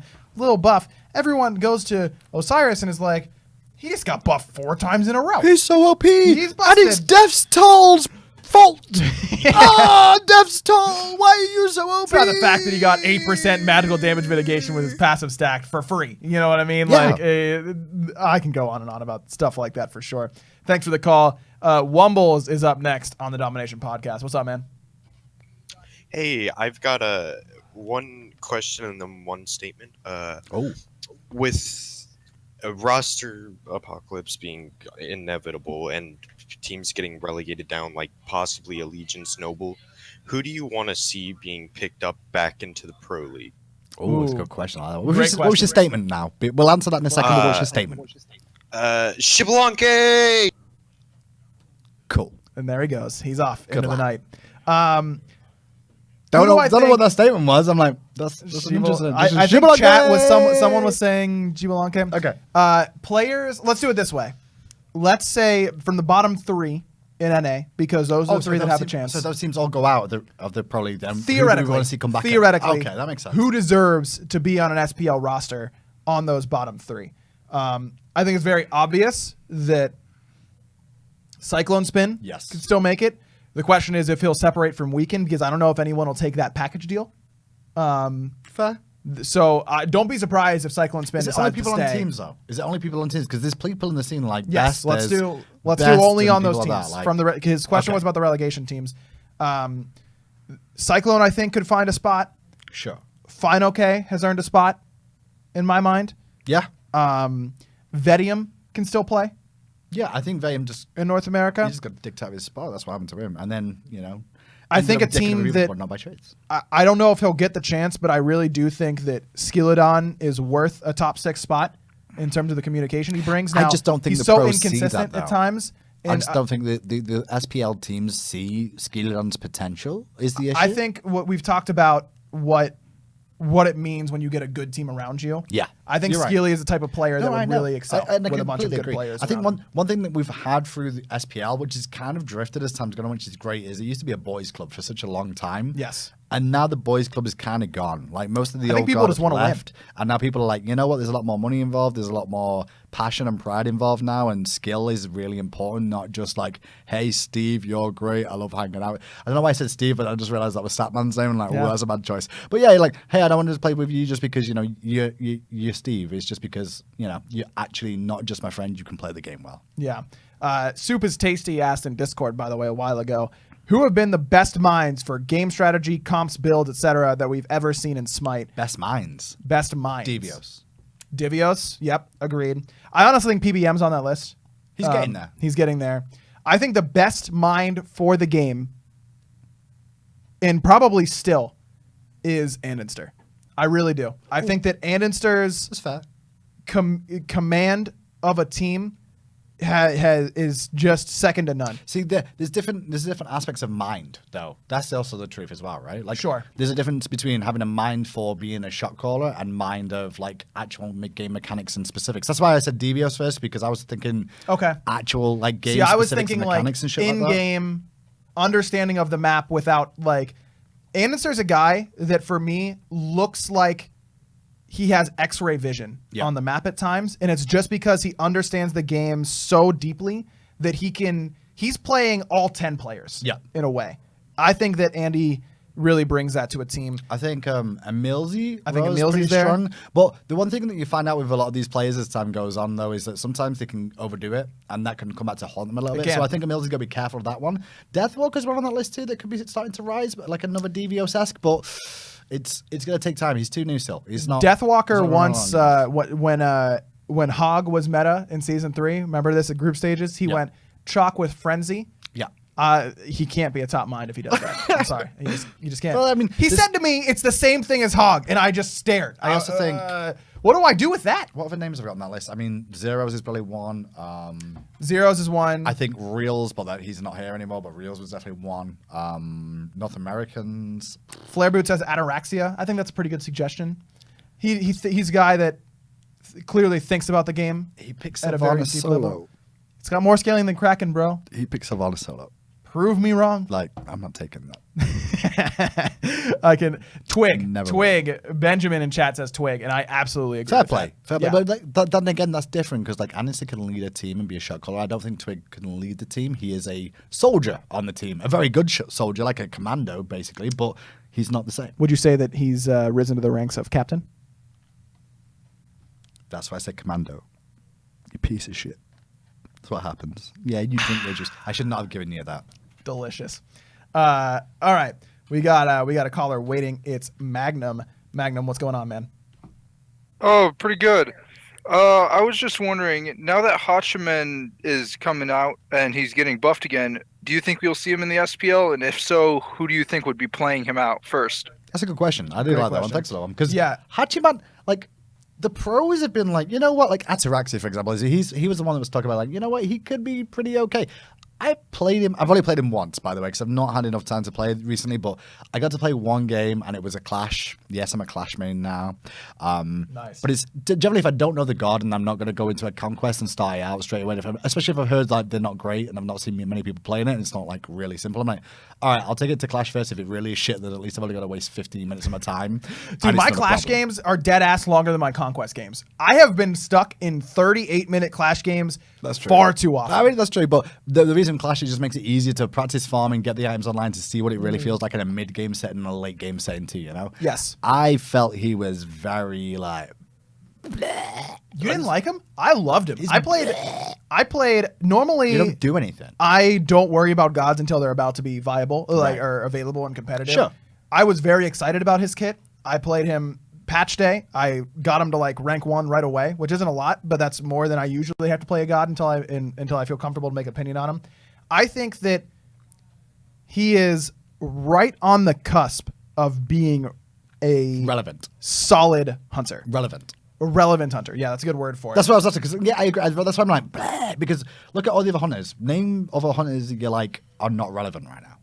That they are Izanami until this patch. Right. Outside of that, Artemis. She's always going to be relevant. That's meta specific. She's always going to be meta specific. X-Ball. Because you can't buff that bitch. Because you buff that bitch once, she's going to fucking destroy everyone. That's true. Like, Hold it's on, just I'll not pull up the possible. list again. That is meta specific with Artemis more than anything else. I actually think you could run Artemis mid, you know, right now. You know the way we're seeing AMC's mid? Because AMC, he needs protection and love in the early game. Artemis can do the same thing. One cheeky fucking crit and you win the game. The biggest difference between AMC mid and Artemis mid, AMC mid clears the wave at level 2. Artemis stands there and is like, help. True. Help me. But then you put a jungler with him or put a jungler with him or with her, or a fucking jungler support that's got really good wave clear, you'd be fine. Like in the middle in the first wave or two. On irrelevant hunters, Izanami until next patch. Yep. I think Artemis is in that list. Sure. I think Xibalanka is in that list. I don't think Xibalanka. And I think Neith is hovering on the line. Everyone else is viable, and I think that Hachiman is going to hop right in to that. I think it's just going to take once. It's just going to take once in the late game for someone to use giant range autos and triple crit someone and kill them before a fight starts. That one, yeah. And someone is going to be like, holy shit. You know, that's all it's going to take. The range is insanely cool. I will say the range is insanely cool, but it feels... Because it's only 3 auto attacks, his movement was really lackluster, and it felt like I could never do anything. Like, I was always like either... The only time I could really hit somebody was like if I had the one procced. Right. You know what I mean? Like, Right. and then when I'm firing base attacks to the wave, I'm like, yeah, this feels slow as shit. I will say the banner's great. I think that's probably going to be one of the stronger wave clear abilities that hunters will have. It's unmissable. It does good damage, and it's got an attack speed steroid. You can sign me right up for that. Sure. On Reddit, Nuxa asks, favorite Pokemon and why? Squirtle. Why? He is the best Pokemon of all time because he evolves into great analysis there. Blastoise. So wait, how is he the best if the reason is that he's the best is because he turns into a better Pokemon? Okay, because technically if you say Squirtle, that means you will always end up with a Blastoise at some point in time. No, I just press B every time he's about to evolve and cancel it. No, you're talking about video. I'm talking about in real life. If I was to have a Pokemon, I want Squirtle because he would evolve into a Pokemon. I've hung out with Squirtle in real life a couple times, but he's a cool dude. Also take into account that when I first started doing Pokemon, the TV show came out before Pokemon existed for me. Mm-hmm. And so I was watching the TV show before I discovered Pokemon, and I was really... The Squirtle Squad? The fucking sunglasses. Squirtle. Dude, that was so And good. then from that moment on, I was like, amazing. yo, that thing's dope. And then when I had a choice of shitty fucking fire dragon that every bastard wanted, how can you hate Charmander? a fucking plant, Okay, can we all agree that Bulbasaur was a by far the fucking worst? plant, or baby Kuzumbo. Wait. Oh, baby. Okay, now I'm there. I thought you were saying that as a negative, and I was like, No, it's a positive. Oh, I could choose baby Kuzumbo. Yeah, like, good point. That's why I like But no Kuzumbo gun. too. But his first move that he learns is water gun, so There it's you go. pretty close. And I he's got can a gun. see. I like where your head's at. Winner. What about you? Big fan of Ampharos. I love electric Pokemon. I have no clue what that is. Like, It evolves from Do we really Flaffy. class anything past the first 151? I'll even go to 151 for you. Can we not just go for the first 151? All right, out of the 'Cause 151's 151, irrelevant. I like Jolteon Electabuzz is cool. Electabuzz Scyther is also cool. really cool. So you just like the non-evolving, like really rare shit. No, not necessarily. After that, I just like electric Pokemon. Electric Pokemon are my favorite. Gotcha, because I like the water types. And after that, if I had to say another one, it would be Haunter. Not Ooh, Ghastly. Haunter's cool. Ghastly's like a little bitch. Yeah, And I think Ghastly is a pushover. Gengar's a fat fuck. Mm-hmm. And Haunter's just the in-between of Gengar kind of reminds me of true. Kuzenbo. Like, you throw a shell on Gengar, that's kind of the look that Kuzenbo would have, right? God, Can't you see him, like, doing the hay? You're Like, creating a skin right now. We're going to do a Kuzenbo Gengar skin? that'd be really great. cool. That'd be really cool. Can't And pineapple on Nintendo. pizza, yay or nay? I've done it. It's very, very situational and not very often. Like, I don't mind it, but it's not something I will have every time. Meat lovers, generally, I'm a fat guy. What do you expect? Like, No, I do not like pineapple on pizza. I like pineapple with pineapple's really like alright, salty beef, like That's true. that sweetness with the savory. Yeah. That's good. we have it on gammon. Do you don't What even use the gammon? actual shit is gammon? Gammon. We'll look it up. We'll talk about Okay. it. All right, You probably have a different name for it most of the time. Yeah, probably.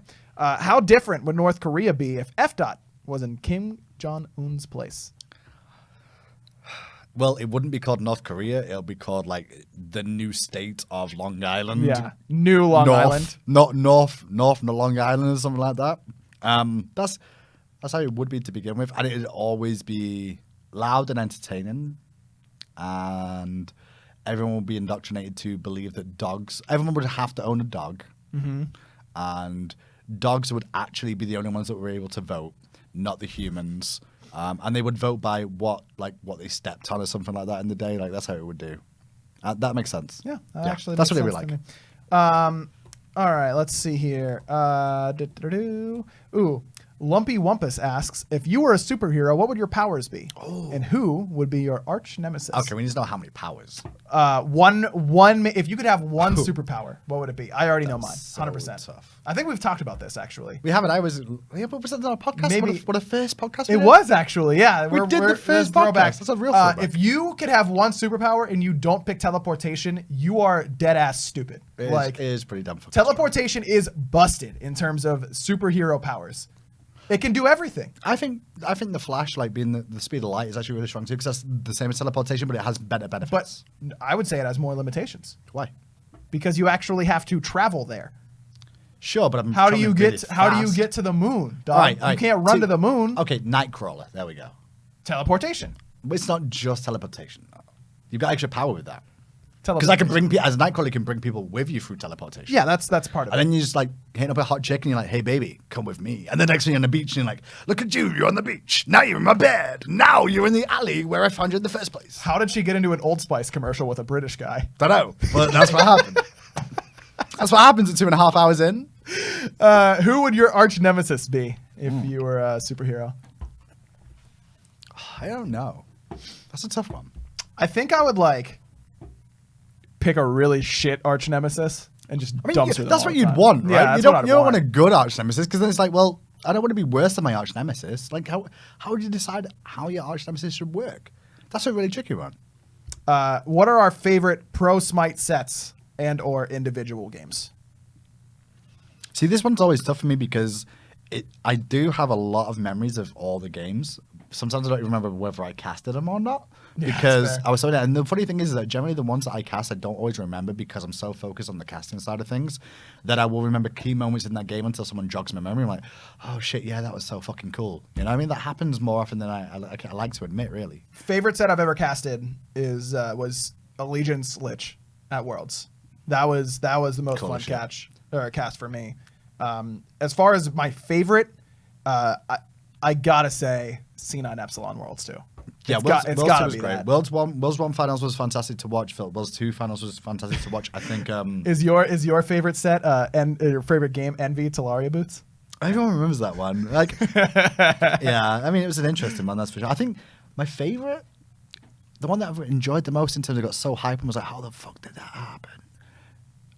I mean, I guess it was probably because I don't think I was that good back then. Because that's the funny thing, is the ones that I enjoyed most is probably the ones that I feel like I did really well on. You know what I mean? Or Sure. I was really big part of, like the Cloud9 loss, whatever it was back in the original days when they fucking got dumpstered by Titan for their spot, and that's how Titan got Worlds. That was a really solid set because it was a comeback thing, and comebacks are always cool. I always root for the underdogs, you know? Like, whoever's losing, I want that team to win because it's a better story. So, and then base races are always fun too. I think Devious did a really good base race once, if I remember correctly, when he was dealing with losing. He went to backdoor and he's over Sun Wukong. That was funny. Oh, yeah. Base races are always good. All right. We got a caller here. It's Flareboot's turn to join the Domination podcast. What's up, man? Hi. I have one question and one statement. Okay. Do your statement the first. question- I think that unless you're going to troll with your statement, in which case you can save it for afterwards, or just not do it at all. I'll save it after then. Okay. With the recent Good heads up. discussion as to whether or not items are becoming oppressive, for example, Hide of the Urchin, do you feel there are any items that are being completely undervalued at any level of play? Not necessarily that they aren't being picked, Sure. but that they're contributing more than you think.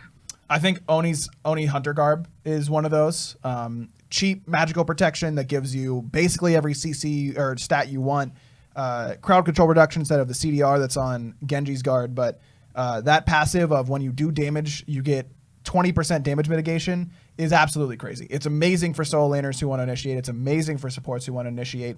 You stack that with upgraded Blink, you've got so much damage mitigation initiating a fight that it's really difficult to handle. I think that's a really undervalued item. For me, Akon. That item's busted. Akon is the most busted item in the game. Yeah. I believe Do it. you know the problem with that? Do I know the problem with It it? means you can't build boots. Yep, that's the biggest issue. What a trade-off. Well, to be fair, the funny thing about it is like you're never really going to sell your boots, and if you would, you'd be okay. But I think if you actually look at Akon compared to boots, that you wouldn't sell the Akon even if you could. You know what all hunters should do in the late game, by the way? They Buy should sell their Akons? boots for chin size. Shout out Secret. Every time. Every time. Every time. Flare Boot, what's your troll? Nerf every mage that isn't Thoth because I need my baby to be first pick again. He already is first pick. I Flare mean, Boot. still shit, Flair. That's the key. Everyone thinks Tough's good, and he's a piece of shit. He's a waste of space. I don't know why people keep picking him. The only people that can make him work is competitive. Like, just stop it. In your casual games, stop playing him. You're not that good. The god's not that good. He's shit.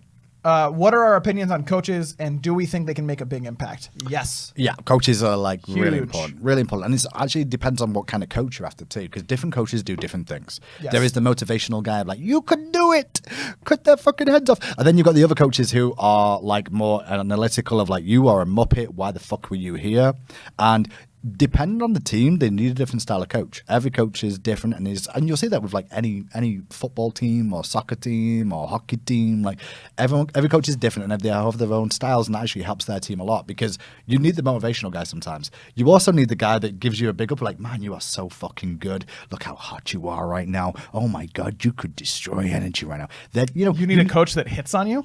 Yeah. You do. You need a coach that's going to rub one out for you every single time and let you know how good you are just to make you play better. Then there's going to be those coaches that need to ground you and make you realize you're a fucking idiot half the time and you shouldn't be doing that shit because you are better than that. Like, coaches are really big. And then you've got the analytical guys who are like, all right, guys, they like to play this and be careful at the 7-minute mark. I'm going to remind you now because at 7 minutes, they're very dangerous here, here, here, and here. This is where the wall placements are. This is their preferred picks and bans. This is the danger god realistically because they'll always draft this when they draft this. There's so many different styles of coaches that they do all work for different varying reasons. Huge. And I think that having a guy who is outside of the in-game moments that can look at the game objectively and meet with you after and try and help you make adjustments and give that extra voice for a team for the going into the next game is certainly really, really valuable. All right, I think it's almost time for us to start worrying about the final question that we're going to take, which is the draft.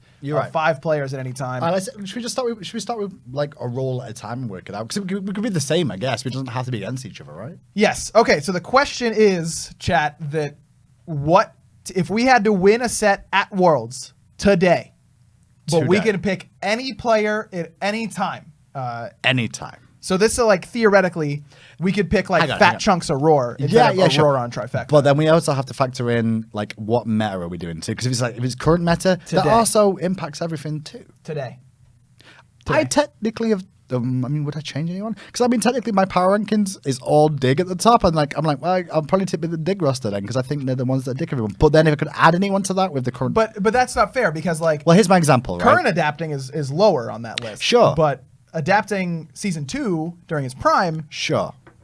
So you put adapting season 2 during his prime in this meta where he's struggling right now. That's the issue with this sort of question. How about we just instead of looking at like the current map or a previous map or anything like that, just go best we would play best team we could put together of all time, including the Mets. Because then you got those whales. So for me, the reason I'm saying that is because I would go Omega, but if I could pick anything of all time, would I go with Omega? No, because I'm not going with Omega. I would have gone with Omega, but that's why I wanted to clarify, because I would go with Cyclone Spin during the Assassin meta where he was consistently getting pentakills and carrying his fucking team. But obviously that's not in the current meta, so Cyclone Spin. Okay, you take Cyclone Spin. I would take during his reign of terror. What was that, season 2? Yeah. Give me Baskin. That's a fair one. Give me Baskin in the mid lane. Solo. Give me solo Baskin. Yeah, in his dominance. Yeah, I'd take Baskin. I think for me it would have probably been the others on that list potentially were Game Hunter. And this is really far back when he was like launch tournament, not actual Game Hunter? launch, just after launch. He was better just after launch. Launch wasn't his best iteration ever. After launch, when he was doing shit with Thor that I'd never seen done, I've still not seen replicated before. He threw the hammer. He threw the fucking hammer, right? And then knew the dude was going to leap there so that the hammer hit him on the way back. And he knew that. And I'm like, whoa. Okay. Oh, God. Okay, let's do Jungle next. By the way, other finalists for solo. Yeah. Season 2 Dimmy. Yeah, definitely. Season 2 Dimmy was on that list for me. Last season, end of season 3 Variety would end of season 3 Variety is fair. Yeah. God, he dominated Devios at certain times in his career as well. I can't pick a specific time, but Devios was probably on that shortlist somewhere along the lines. Maniac as well would probably hit that list. Yeah, Maniac looked really good, man. Just before season 2 Worlds, because goddamn did season 2 Worlds hurt that boy. Bless him. Pecky's just trolling in chat. Oh, it's funny. He said, pick Testiclops and lose the next game so Pecky's can get benched and get a job at Hi-Rez. The Pecky's story. Okay, right, I want to do Jungle next because I think Jungle is the hardest. All right. If I can get Thor, I might pick Garz. That's fair. Okay, let's do. Wait, this is a conversation that we had in Polar Bear Mike's chat not long ago. Best Thor to ever play the game. Oh. Give me Garz. 100%. What, of all time? Of all time. You can take his best game of Thor, right? Mm-hmm. So we're looking for the very best game of Thor, like ever. So you take their best game is what we're looking at. Yeah, whoever had the best Thor game ever. Adapting. And Andy soon after, then it would be Garz. Adapting, then Andy, then Garz? Yeah, I'm Thor. No, Garz. I think the only argument is adapting, and I still would take Garz. If we're taking best game ever, Adapting had the best game ever on Thor. Okay, hold on. Let's do it. That's why I was saying it, because best game ever was Adapting. Who played the god at the highest level? Consistently. So most consistent Thor of all time. No, but consistent implies that it's not the best, right? It's that it's that who played the character to the highest potential ever. I think it's got to be Garz. Not just over one game. Okay, yeah, I know what you're trying to say. It's a tricky one because you can't do it like that. Because it's like, well, I know because they never played against each other. It was different metas. Yeah. The character was different. I get it, but Garz looked like a completely different player on Thor. Sure, Garz embodied Thor. And adapting has done it on so many gods, and you don't want to use that against him. That's true. But adapting, and don't get me wrong, the best player ever, in my mind, is definitely adapting. And I think it's going to take a long time for people to catch that as well. I don't know if anyone ever will catch what adapting did during seasons 2 and 3. That guy was absolutely insane. I think Adapting and Omega are on a very short list of probably best players of all time, just because Omega's got proof of it too, just like Adapting has of multiple winnings, and big team names. That's why Omega will be on that short list, For sure. And Omega, one of the best competitors, without a doubt. Sure. And a guy that I would definitely want on my team if I'm trying to win a world championship. But I just think you would take Garz. No, I would take Adapting. I would take season 2 Adapting, but I just think Thor is such a polarizing character because there have been so many great Thor players during the course of competitive Smite.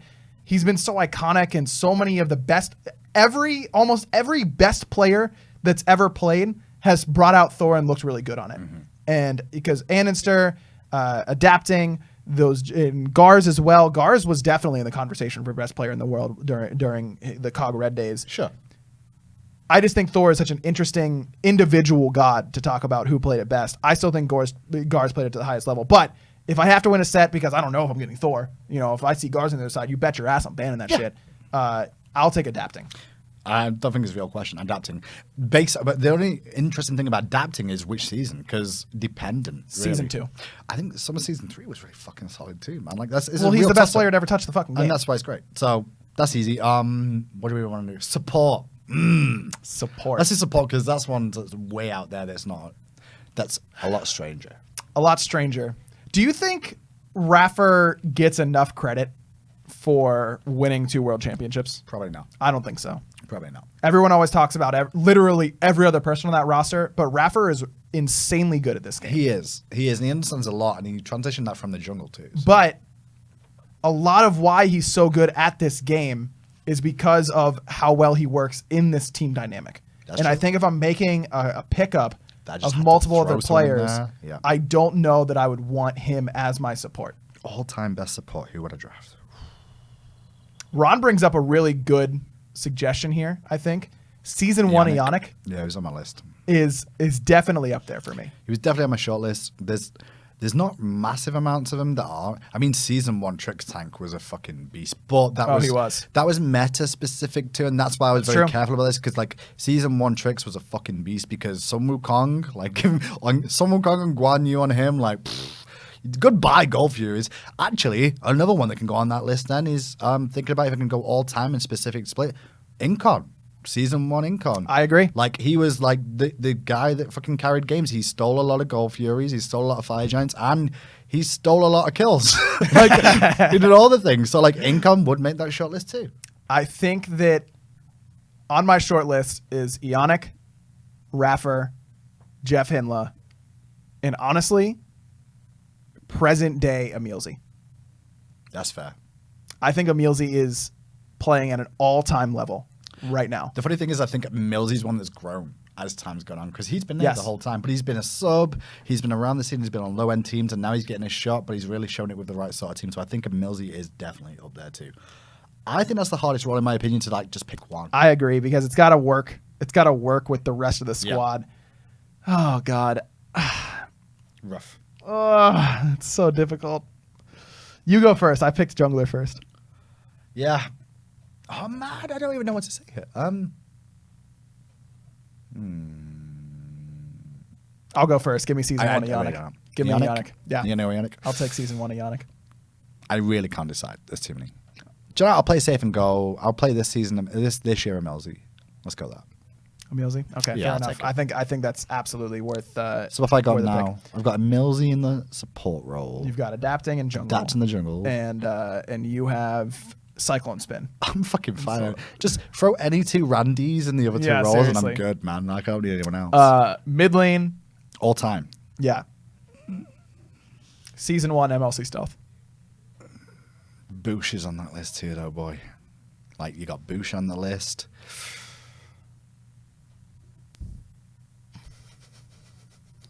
That face. I'm just thinking about that because I've seen so many, like even Sayo made that list at certain points in time, and that's not trolling either. Like Sayo would make that list at certain points in time too. I don't know if that's really out there. Like Boosh is on that list too. You've got Yamin current day. You've got like Yamin. Yeah, season 2, season 3 Yamin for sure. Zeros this year. Zeros this year. Remarkable. Then you still not even mentioned Pretty Fucking Prime just yet, which is insane that we've not mentioned him. Yep. Then you can look back at Captain Twig back in the day when he was in mid, because he was a fucking beast too. He was really good. Mid is really hard. Like mid is hard. really rough. It's the hardest role. Don't at. And you just instantly just responded straight away. No issue. MLC Stealth 1. Yep. MLC Stealth. Just because the World's one. He embodied carrying out of the mid lane role. And I think that while you don't necessarily need that with an all-star roster like this, but man, that guy was doing things that no one else was doing in mid lane. At the time, At that time. And even, to be fair, even towards the end of his career before he moved to Woods, like he was doing things that nobody else was doing. Like the NALCS shit was pretty much him. Like at the time, and you give me anyone on their best day. If you give me anyone on their best day, MLC Stealth on his best day was insane. I think I'm taking best after all that. Best? Yeah, I think best will be the one. Interesting. I think best is the one that I think Best is a type of player like Raffer that I don't want to plug and play him with other players. Best is a very patient player that needs to trust his team. Best is plug and playable. I think Best is more plug and playable than people probably realize. And when you put him with adapting and a Millsy where he doesn't have to say fucking shit anyway, because I'm not worried about his comms either, right? Because I'm thinking about my actual comp here. Cyclone can just shut the fuck up and get pentakills on the right-hand side. I've got Best in mid lane just firing off snipes, what the fuck ever, it doesn't really matter. While Adapting's dicking kids in his own, trolling away, and the Millsy's like, guys, let's do Gold Fury. And then whatever hunter I want is free. Like, I think best is good glue. Yeah. Hunters. This one is close. Reels. Reels. I'll take Reels all the time. I think Reels. I think current Emil. Current Emilito, yeah. Emilito or Reels. I think season 3 Barra. Anyone? Reels. I think season 3 Barra are the top 3. The reason Reels for me is also knowing all the North Americans too, because the only player during season 1 and before Europe was recognizing a legitimate scene, the only player that North America actually said anything positive about was Reels is shit hot. But at the same time I've played with Reels, I've also seen his play in so many different games. And even when his team was getting dicks, even when his team was getting absolutely fucking dicks, he'd always make an impact. God, it's hard to pick anyone but Reels. It really is. Barra says Snoopy season 2, also really good. Yes, I think Snoopy is probably the best hunter right now. At least I would have said that before Barra soloed him and kind of like threw a wrench in my heart. Snoopy's definitely on that list of like real good hunters throughout the years. Like definitely like on the short list. Emilito has to be on that list too. God, this is difficult. All right, I'm gonna go. When was Zap's best season? Like season 2? What did we say? Early season 3. Zap. He won MVP that split. Yeah, that's true. And then you got Arkil. Like he's still up and coming. He's not. Arkill's not there yet, but he's probably like there. He's getting there, but he's not at that echelon just yet. He's just got to keep grinding it. Oh man, Allied is definitely on the short list. Yeah, his late season 1, early season 2 stuff was. But I wouldn't want him if he was behind. No, that's the only time I want him. If he's losing lane, give me Allied. No. 100%. No. The best lane loser of all time. No, because if he's ahead, that means he's going to be fine when he's behind anyway. So as long as he's always ahead, he's never going to be good. It's true. To mention Youngbei too. Man, do you really have to mention Youngbei though? Like, let's be real here. I think no. Youngbei had moments in time. Like, I mean, him and Smek, like those were 2 original hunters back in the EU days. Youngbei v Smek. Youngbei v Smek. Those 2 were the powerhouses, man. What a name, Smek. It was, he was a great dude too. Like, if you guys, I never got to meet. It's Smek. a real shame that some of the pros that were around in season 1 disappeared before they really like got to know the community and stuff. God, and I wish Smek was one of those kids, man. He was fucking amazing. Like, he was great. I really wish Reels was still in the scene, man, because I really do think that he was sick. I think that shit. Do I have to pick Reels too? I might. I don't know. You weren't going to until I said it. No, I know you weren't. No, Reels was definitely in my list? Without a doubt. Because I instant snapped at it, and now you're like, yeah, I guess I'm gonna have to. No. Reels was easily for me. I think it was between Emil, Reels, season 3 Barra was. I will like it. It is ingrained in my memory because it was one of the first LAN games I casted. Was his game against Noble with Luminosity, where his team is just intentionally feeding. Like, he is actually going to report his team after the game. And this man doesn't get pentakills, but does enough damage to get pentakills every fight against Noble with Rom. Sure. That was the game where he's starting off fucking sniping Kukulkan so that Kukulkan can't fight. He's literally peeling enemy damage dealers away before he can get into the fight. That game was one of the hardest individual carries I have ever seen by anyone ever. And it was at LAN against a team that was up 1,000,000. It was Walrus v Barracuda. Remember? Because Walrus just literally ate Scary D for breakfast, lunch, and dinner that game. And it's super fed Osiris coming out of there. And then Barra's on Rom and just like literally puts on a backpack. It was the bodies hit the It was insane. That's only what it was. It was And then coming he's over, got the flu land. He's got the flu worlds. Yo, no, the flu, the McDonald's sickness was probably my favorite time of McDonald's ever sickness. seeing Barracuda. Honestly, like just talking about that, that was the funniest story because that was like a WWE wrestling segment more than anything else. Like Barracuda's not available for the game. He's come down with food poisoning. McDonald's supposedly is the contaminating product. Oh, was it an inside job from someone in North America or Europe to make sure the best player isn't here? Game one, who do they use? It's who the fuck was his name? I forgot his name. I feel really bad about it because I know it normally. Mr. Mackey? Mr. Mackey, yeah. Bring in Mackey. Omega goes into the hunter role. Mackey into the solo. Mackey has a good game, but the game doesn't work out. And all of a sudden, there's a silence. There's a buzz. Supposedly, Barrett's on his way. He's been watching from the hotel and he just can't take it anymore. And he's like, Derpy, get me fucking coat. This ain't happening now. And he just gets in the car, throwing up as he comes down here, turns up, smashes open the door and went, I'm here, boys. And they still get dicked, but it was a really impressive, like, WWE moment segment where the smoke cleared. I really wanted a smoke machine as he came in. Just get that shot of him walking like, Barra is here. That's right, dude. Still lost, get shit on. Yeah, still lost. Feels bad. Give me Reels, but Bear is a close second. That's fair. For that. So, you set up your team. Are you about to make one sub? Because I think I fucked One this up sub, in a one multi-role superstar. Well, I want as a to sub? replace one personally. Oh, who do you want to replace? I think after a long time looking, I think I want to put Boosh over Best. Boosh season 1. Okay, I think that's better. Main and only reason for that is because I feel like I then have Adapting that can get pentakills, Cyclone Spin that can get pentakills, Reels that can get pentakills, Boosh that can stay alive forever and then get pentakills because he just was a madman, and then a Millsy there just to be like intelligence. Multi-role sub superstar for me, Snoopy. End of discussion. Thank you for coming. Snoopy? Snoopy, 100%. Except if it's solo. Tough one. You see, you can't say it's solo. It's like multi-role superstar. Okay, he played solo at an SPL level, but Sun Touch. I mean, he's played every role. Sun right? Touch, like, yeah. Multi-role superstar. Probably Baskin. I already have Baskin on my roster, so I can't have him as my sub. That's true. I can have him as my super sub then. Yes. Baskin, because that's fair. That's perfect then. Like, I think it's either Snoopy or honestly Baskin on the bench. Fuck yeah. Give me Kiki. If I need multi-role, I was gonna say Kiki. Kiki is absolutely there, man. I haven't picked Baskin, so that means I've got Kiki left. I could have had Kiki, but I can take Baskin first. Kiki, the most underrated player in the SPL, yes or no? Most underrated, most overlooked, not necessarily underrated. Sure, I think that's the same thing. A lot of people, no, I know what you mean. It's just more like, I think Kiki has always been there, and people have always looked at other teammates as being the carriers or the people to look at those teams. But Kiki's always been there and about, and he's made some big impacts on all the teams he's been in. And the bad news is that when things go wrong, people look at Kiki to blame, and I don't feel that's always been the case. And it's I don't think so either. I think he's gotten the short end of the stick a lot of time. I think he's one of the most talented players in the SPL, but has never really talked about that. All right, there was one more thing I wanted to do before we close this show. We were thinking about doing a quiz. We ran out of time. I mean, yeah, that's right. But there's one other thing. Oh man, what was it? Now I forget. Unfortunately, was it something troll? I was expecting some sort of troll or something towards me. No, And I'm like, I here don't we go. I don't think it was really troll. I think it was like a good idea to close out the show, but you forgot it. I've forgotten it. I like this though. This was fun. And to be this fair, was fucking long though. Talking about it live, like I'm thinking, you know what? If we did this like once a month, I think we could make it happen once a month, or once every 6 weeks is definite. If we were to do like a 3-hour live show of this and do it as a podcast, I think that would work. Yeah. Or is that too long as a podcast?